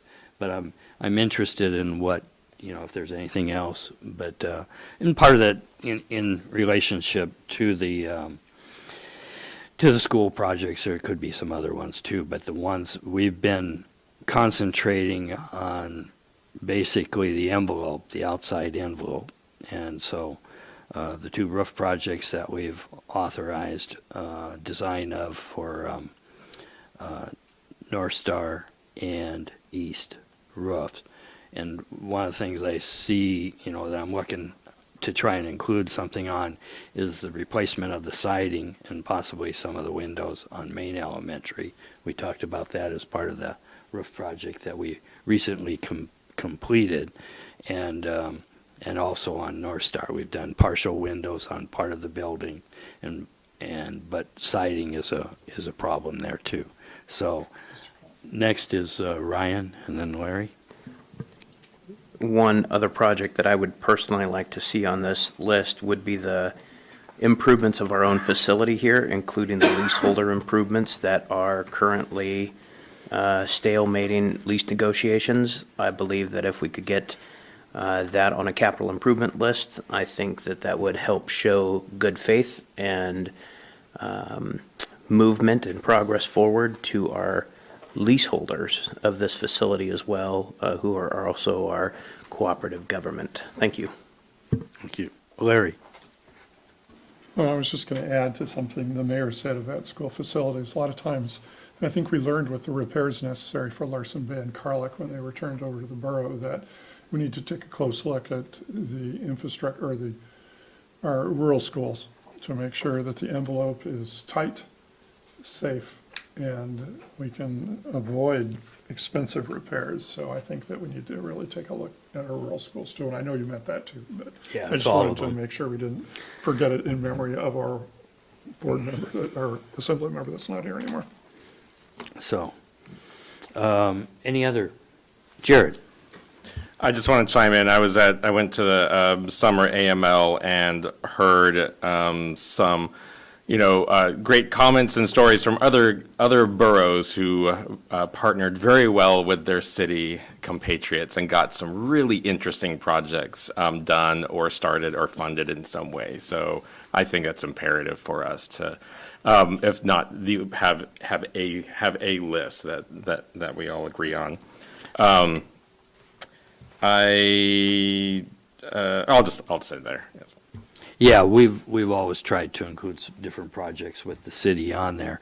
Their fire department, part of the Mission Road rehabilitation out through Spruce Cape as far as pedestrian ways and that. So I see us continuing that too. So that's part of it. Larry? One final, I promise this will be on this topic. Other topics, I don't promise. I don't want to forget our auditorium. Our lighting boards are failing in the auditorium. One of the estimates is $1 million. The auditorium is an important quality of life. It used to be and was bonded by by part of a $29 million bond issue in the old days when the state paid 100%. And it was bonded as a school facility. When they built the new high school, they declared it as a non-school building so that they could increase the square footage of the high school and get a lower or a higher reimbursement from the state. So the auditorium is a building without an advocate anymore. It has no school number anymore, and it's not eligible for any school funding from the state unless there's steps taken to reverse that. Because it is used by kids all the time, and maybe we need to take a look at that. But it's not on our list, and I do know that electrical infrastructure could go at any time. The parts that we need to fix it, you have to buy on eBay to keep it going, and there are 60 or 70 of those modules, and they're failing. So, Anyone else have any other comments on this? Well, we'll move this to, I think our manager has a lot of information that's been thrown at her tonight, so look forward to seeing what comes of it in 2 weeks. So I think what we'll do is, sorry, Nova, I think what we'll do is try to get you the information before the 2 weeks, so shooting for next week, so you have some time to look at that stuff, because Before the next work session. right, so that you have time to investigate, because I don't want to throw it at you in 2 weeks and then you have to vote on it the next week. So we'll try to get it to you as it comes in. Nova, you had a comment? So I'll remove it from the November 2nd regular meeting. I will place it at the next work session and also as an action item for the next regular meeting. Okay, thank you. On there. So, okay, let me get back to my sheet. Next item is Resolution FY 2024-12, establishing a solid waste contract committee. Staff report, Nova? We went over it a bit, but I'm going to basically see if you have anything else to say and see if they have any other comments. I have a draft copy in the packet for you. I'm not sure if you've had the chance to review the goals or the objective of the committee, because I'm not familiar with the contract. I'm not familiar with the process that you went through in 2020. So I drafted this resolution just kind of guessing what the tasking is for that committee. So I would like you to really take a look at the tasking of the committee just to make sure that we're on point, we're on target. Thank you. Ryan? Thank you, Mr. Mayor. I do want to put out here and get a ruling on a potential conflict. I was one of the two bidders on the last waste management contract through Emerald Sanitation, so I could see this as a potential conflict. I do believe I could remain fair and impartial during this process, but I do want to disclose that. Yeah, and that would be more on the committee assignments is where that'll come up on there, and I'll rule. So basically, I already ruled. That's why you're on it. So, on there, but we'll go over that on the appointments. So, Nova? I also would like to mention also that the manager and I had a discussion about who should be staffing this committee. We had an exchange of emails. I'm not sure if you were aware of that. But I can see this committee holding more of work sessions rather than formal meetings where it doesn't need, that minutes don't need to be taken. And then also, I think it would be better served by a staff person that has familiarity with the contract, because I'm not familiar with the contract. That, I just want to put it out there, but it is your tasking. I'll do it if you want me to. But I had that discussion. Okay, I wasn't aware of that, but I think for work sessions, I agree with you. It can be staff, but when it comes to the meeting, I would feel better with the clerk's office on Sure, meetings. and we would be happy to assist once you're at that point where you're ready to make a recommendation to the whole assembly. Correct. Thank you. Thank you. Any other comments on that? Okay. Next is ordinances for introduction. We have ordinance number FY 2024-8, an ordinance of the Assembly of the Kodiak Island Borough amending Kodiak Island Borough Title 15 Buildings and Construction, Chapter 40 Building and Lot Numbering, Section 15.40.080, Procedure for addressing newly created lots. Staff report, Amy? Thank you, Mr. Mayor. Our assessor is here to tell us about this change. Good evening. So this is the first time that you guys have seen this. This is really an ordinance cleanup. When community development had GIS, there was no problem. Assessing went in and asked for addresses whenever needed. Community development asked for addresses whenever needed. But when it went to GIS, the interpretation of who could request addresses kind of became an issue. And the interpretation is that since assessing and community development are not on the list of who can ask for an address, that they cannot. During this time, we're trying to do all of this cleanup on our system and stuff like that for the implementation for Tyler. We have senior citizens that need addresses so that we can correlate properties that they own to, exemptions. We have all of this stuff going on, and assessing can't ask the GIS department for an address. So line 41 and 42 is just adding the assessing department or community development department, as they are the platting authority, to be able to request addresses on lots. Any questions of staff? Thank you, Seema. Thank you. Next item is the mayoral appointments of assembly member representatives to the different boards and committees. I submitted my list to the clerk, and this was what I was proposing on there. There's basically, there was a little confusion on the Emergency Services Council. The mayor is assigned a seat. It's the mayor and the borough manager are the two seats that are assigned there. It's not really assembly rep on there at this time, depending upon when we go through the after action meetings with the city, probably in joint work session and analyze this and make recommendations of changes potentially that, like, the school district should be on the committee and that. But we'll be taking a look at this in the not too distant future so we can get this. I did talk with Mayor Branson, and she agreed that we needed to do this soon. And that was 2 weeks ago that we talked. So down on the bottom, there's three seats that are kind of on state boards, I'll say. There's the Cook Inlet Regional Citizens Advisory Council. I'm currently serving until March 2026 is the term that I have on that. And then there's the Swampsea Southwest Alaska Municipal Conference board seat, and it's a Kodiak municipal seat. Currently, Amy Williams is currently on there. She got on there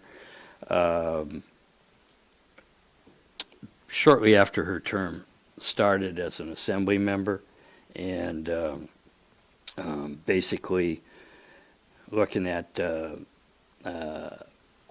Griffin asked for that, and I felt he's attended meetings that we've gone to, so he was perfect and logical choice on there. On the Prince William Sound Regional Citizens Advisory Council, it's a 2-year term.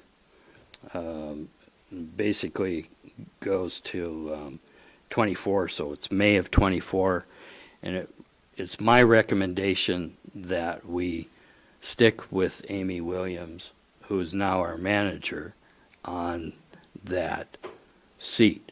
I think she's shown that she represents Kodiak very well, and both the Cook Inlet and the Prince William Sound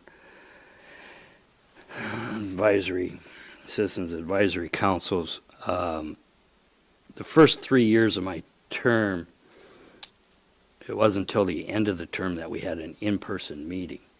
I got on it telephonically, and that's the way it was during the COVID process. There's a learning part to that is, I'm going to say, a 2 to 3 year process. So I would suggest that basically the assembly gets to decide, but I suggest that we continue with Amy Williams. So this will be coming before you for action next week, and we'll go from there on it. So thank you all for your selections and recommendations on there, and we'll go from there.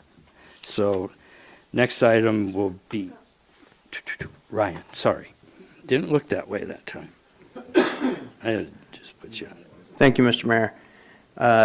For those of us that have not gone through this before, is this a voting line by line or committee by committee? This is a take it all or decline it? No.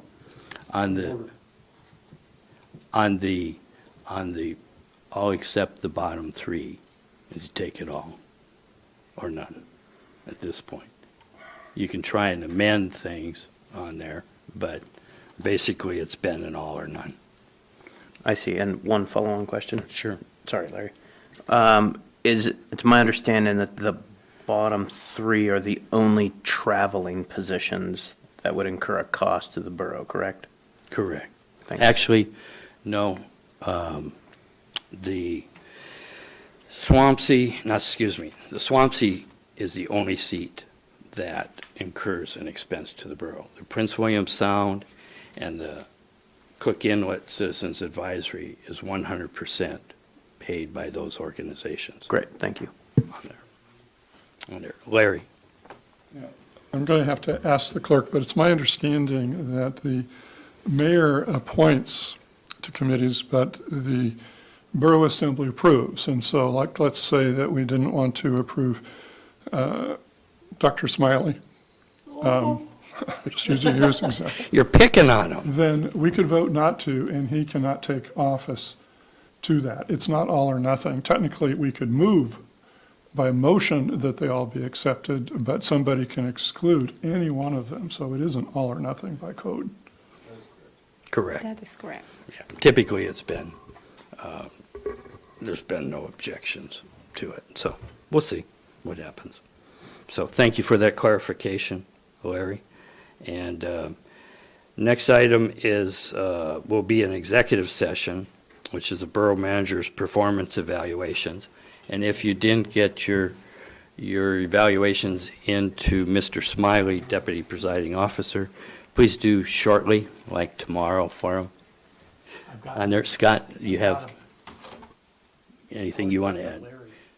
And mine. So. And yours. You're right. So you got the assemblies. I'm On bad company. Check. So, with that, next item is manager's comments. Good evening, Mr. Mayor and Assembly. For the manager's report tonight, I just wanted to review, I sent a letter out earlier in the week so that you would know the school board had an emergency meeting on Monday night and voted to close the Carlick School. They had to give a 10-day notice, so that school will officially be closed after November 2nd.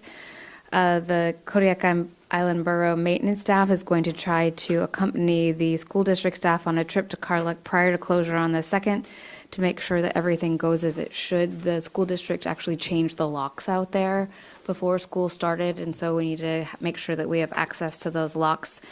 In January of 2023, the borough signed, I wrote contract, but it's really an agreement with the Carlick Tribal Council that was for the use and operations of the school there, and that's attached in your packet along with the letter from the school district showing the closure. So Dave and I are going to sit down and go over that agreement for the use of operations of the Carlick School and redo that. If you remember, starting July 1st, Carlick was responsible for their own utilities of that school district because we gave them that chunk of time before we cut that off. So it's these borough's intention to continue along with that policy and not pay the utilities for that facility moving forward. But we do want to offer them the use of the facility if they're willing to take care of the utility costs and the maintenance costs for using that facility. So we'll be developing that new agreement for the use and operations of in the hopefully next week and get it out to Alicia to sign, and hopefully we'll get a signed agreement so we can move forward with that school. Staff recruiting, we do have an OPER planner position that we offered the position to. We're waiting to hear back. We're supposed to actually hear back from him tomorrow. And we have 2 jobs open in finance for an accounts payable technician and a payroll technician. The Kodiak Island Borough is having a surplus sale next week. There's going to be an online auction with photos and descriptions that will be available Monday, October 30th. There's an in-person preview that will be available on Wednesday, November 2nd. Bidding will close at 5 p.m. on Thursday, November 3rd, and high bidders will be contacted on Friday, November 4th. In the GIS world, if you're familiar with the borough website, we have a lands viewer. If you go to the top left-hand corner where the layers are and you click off the parcels and the roads, you're going to see some fun additions that are local, state, and national parks that you can have show up on there, and trails. Travis went in and added trails. They're little white dots that you can see all over the borough. And then in Katmai, where the national park is that lands in the borough, it's wonderful, and it adds a substantial benefit to people using the sites for recreational use. So thanks to Travis for doing that. I wrote 2 letters of support this week, one for a play that's been written about the Larson Bay Cannery that will be produced through the Kodiak Arts Council, and one to support a grant from the Southeast Conference for a feasibility study for the creation of a mariculture processing center to be developed at Gibson Cove. In engineering facilities, I think the highlight of the week is the startup of the leachate pretreatment plant. There's a computer screen there that you can just touch and see how everything is going, and it's all animated.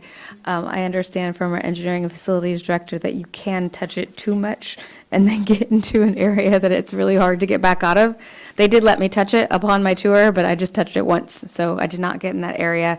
But it's neat to go in there, see the different tanks working, see the motors running. It's been a long time with that project coming. They are actually doing the forms for the cement that goes right into where the garage door is and the entrance to the building. So it is neat watching that project get closer to being over with. Health and Facilities Board is scheduled to meet October 30th, which is Monday. We'll be working with their new facilities maintenance person that they hired, Victor. He actually came to our meeting last week if you got a chance to talk to him. Right here at the Borough Building, we also have concrete work. If you saw the parking lot out our back door here, you'll see trench drain stairs and the generator pads are being formed. The sidewalk is in, and there's been a plan developed for how to deal with those stairs that go from this parking lot up to the main parking lot. IT, nothing has really changed in finance. There's the payments, if you haven't paid, the full payment due date was October 16th. If you did not make that date, there's a 10% late penalty. If you did make your first half payment, the second half payment is due November 15th. Again, they have 2 open positions that we're looking for people for. In IT, they're working on infrastructure backups. I introduced you to the new director tonight, and he has been working with that LTP pretreatment plant for the software, getting that up and going. And there's plans for our staff to meet to complete the installation of Paradigm and CompuWay projects for that project. In assessing, it's going to look very similar to last week. There are 2 outstanding applications that we're still awaiting information on from the PFD, and work is wrapping up in Service District 1. In community development, the Parks and Recs Committee met. They had a quorum. They elected officers and approved their bylaws. So excited to get some traction on that. I saw Assemblymember Ledoux was able to attend that meeting too. The committee is going to be discussing an update to the comprehensive parks and recreation plan. And I talked to Travis, the GIS person today, and introduced him to the staff that's on Island Trails Network and working with them for our Trails Master Plan. That's another one of those documents that hasn't been done in a long time, but it's 2011, so not as old as some of the other ones. But we're excited about getting that running. And then, as we talked about the comprehensive plan tonight, I just wanted to mention that I think I put it in the report last week that our community development director has already started to create a timeline for an update to that plan. Part of our pro-housing grant that we have in would actually cover a part of that comprehensive plan. So we're taking a look at that and making plans to make that go. Tomorrow in our department directors meeting, we're actually talking about all the plans, strategic plans, comprehensive plans, hazard mitigation plans, and figuring out where we're at currently and how to reach a finish line on getting those all updated. So it's a planning week indeed. I'm happy to answer any questions that you might have. Scott. When you talked to Carlick, about the school district, are you going to provide them with a list of maintenance things and a time schedule? So it's written out very clearly what they have to do in order to maintain the building? I mean, sometimes I think people just don't follow because they don't know. In our previous contract, we did send a list, and it's actually in I think it's the last page there of the manager's report of what the person who's hired as they call it the day man, the custodian duties, and it lists daily, weekly, monthly, twice per year types of items in there. So I think we'd probably use something similar to that. That was assuming that they hired that type of person, so we're going to have to talk to them about that. The school district, I believe, is hiring a teacher's aide to help those 2 students that are still out there through the distance program. So we will absolutely address the maintenance that we expect or are hoping that is done out there. When Dave and I were out there earlier this summer, we saw some definite things that need to be updated, and we had things that we told them that we would fix before the school districts opened a school there. Yeah. A couple of those are still outstanding, so we're still going to work on fixing those as well. Okay, the other question I have is in Larson Bay at the cannery, there's some equipment there that's almost a century or maybe a little more than a century old. And it's elegant and visually striking. And we should have a documentation of that equipment and hire somebody to go out there and take some photographs because it's really unbelievably pretty. So, well, it just so happens that we have the plant manager from OPI sitting on the assembly, and he could maybe help us with that project. Well, it would make a great backdrop for the play. Okay. Any other questions of the manager at this time? Seeing none, I'll move on to the clerk's comments. Thank you, Nova? Mr. Mayor and members of the Assembly. So the election contest period will end on Monday, and I could finally take a deep breath and just release all my election energy after that day. So we have been busy after with all the election follow-up, which includes setting up for the orientation. We're having orientation tomorrow. Steve and Bo will be attending the meeting with the department directors at 2 p.m. in the Borough Conference Room. And they're also set up to meet with payroll after that orientation. We've been monitoring the financial disclosure for those who exited from office, and also we have been sending out certificates of election to newly elected officials. We've been seeing the newly elected officials for the service areas. They've been coming in, taking their oath of office, so that's good news. We have been busy updating the different rosters and communicating with the different service area boards just to make sure that they are aware that they need to reorganize and start electing their chair, their vice chairs, and their secretaries. And also, I have prepared the initiative, the referendum, and the recall petitions for next year. Those are available already for the public if they do want a copy of the forms. For those of you who would like to get their pictures retaken, just let me know. We need to update our website. So Steve and Ryan, we just need you to communicate with our photographer and Bo? Bo you already. Oh. He got it done. So we need to update the website, and then after the election contest period, we'll be preparing all our registers, and we will be sending those to the state. So every year after each election, we gather all our precinct registers, including those absentee forms and question ballots. All that goes to the state because the state updates the voter information. And I just want to note that your last joint work session with the City Council was on January 18 last year. I'm not sure if you're interested in maybe scheduling one soon. I can start that communication with the city. The last joint work session was hosted by the borough, so it's their turn to host. Just for clarification there, I've spoke 2 weeks ago with Pat, and we decided it would be sometime after the first of the year, get past the holidays.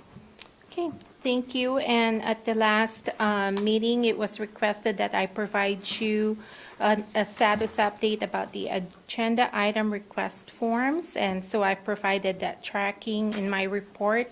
It was also requested that we provide you a copy or the status of the budget, the travel budgets, and I provided that in my report as well for the mayor and the assembly. And that's all I have. Thank you. Thank you. Any questions of Eva? She mentioned, Ed, is there something else? Just to make sure that they do it. Oh, okay. That's right. There's penalty if you don't do it. Yes, there is. I've paid it too. Not filing your APOC on there. So, anyway, next item is assembly member comments. James, I'll start at your end. Thank you, no comment. Steve? No comment. Jared? Nothing tonight. Bo? Just a kind of a brief comment, more of a continuation of my thought with us having the tools to remain as objective as possible when we're faced with decision-making. I encourage our new, not so new manager now, Amy Williams, and our new community development director to continue to point out our blind spots and how we can streamline these processes and remove subjectivity. in our decision-making. So I encourage you to be candid with us and guide us, use us. I'd much rather refer to the subject matter experts in helping us guide the way through our decision-making, but I think we meaning just the governing body and following these meetings for the past couple of years now, and that there's a lot of subjectivity in these processes. So I encourage people in these departments to point out our blind spots and please be candid about it. You know, we need the tools to make these decisions and do it in a way that provides as much transparency as possible. So I'm of course naive in suggesting we can get there quickly, but and being that a lot of people are new in these positions, but I think bringing that fresh perspective, please don't feel that you need to be, not for myself anyways, avoid being candid in your criticism. I think with a lot of these policies and documents and ordinances are probably dated, and we need to know that. And so when we're faced with these decisions and we look at the tools we have in front of us, am I looking at something that's 36 years old that doesn't apply anymore? These are the kind of things that I hope that this new capacity within the borough can point out to us. So I encourage you to please bring those to us. Thank you. Thank you. Larry? I did attend the Parks and Rec Advisory Board, and I think Mr. French did an excellent job facilitating the meeting. I also appreciate the assessor being there. I think they're a great group, and I think that they're going to be able to help improve the quality of life in Kodiak.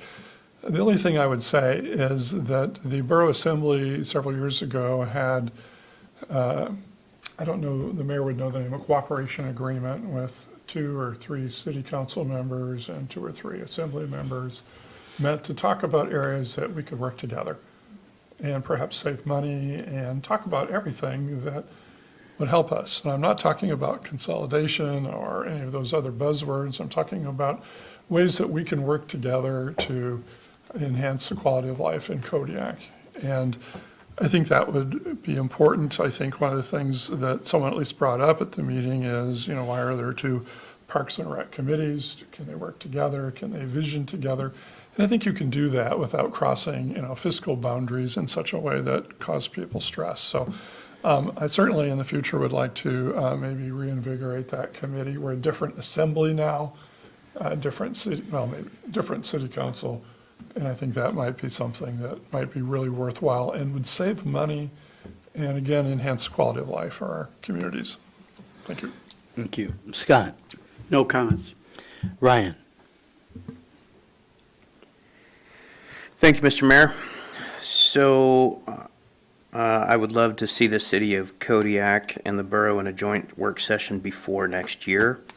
I would also like to give special recognition and my sincerest appreciation to Mr. Mark Hickey for coming out here and presenting this evening. I learned a lot and I appreciate your time and your presentation. I'd also like to thank Louis Stutz for coming out tonight. Welcome back, Mr. Conrad. We have missed you.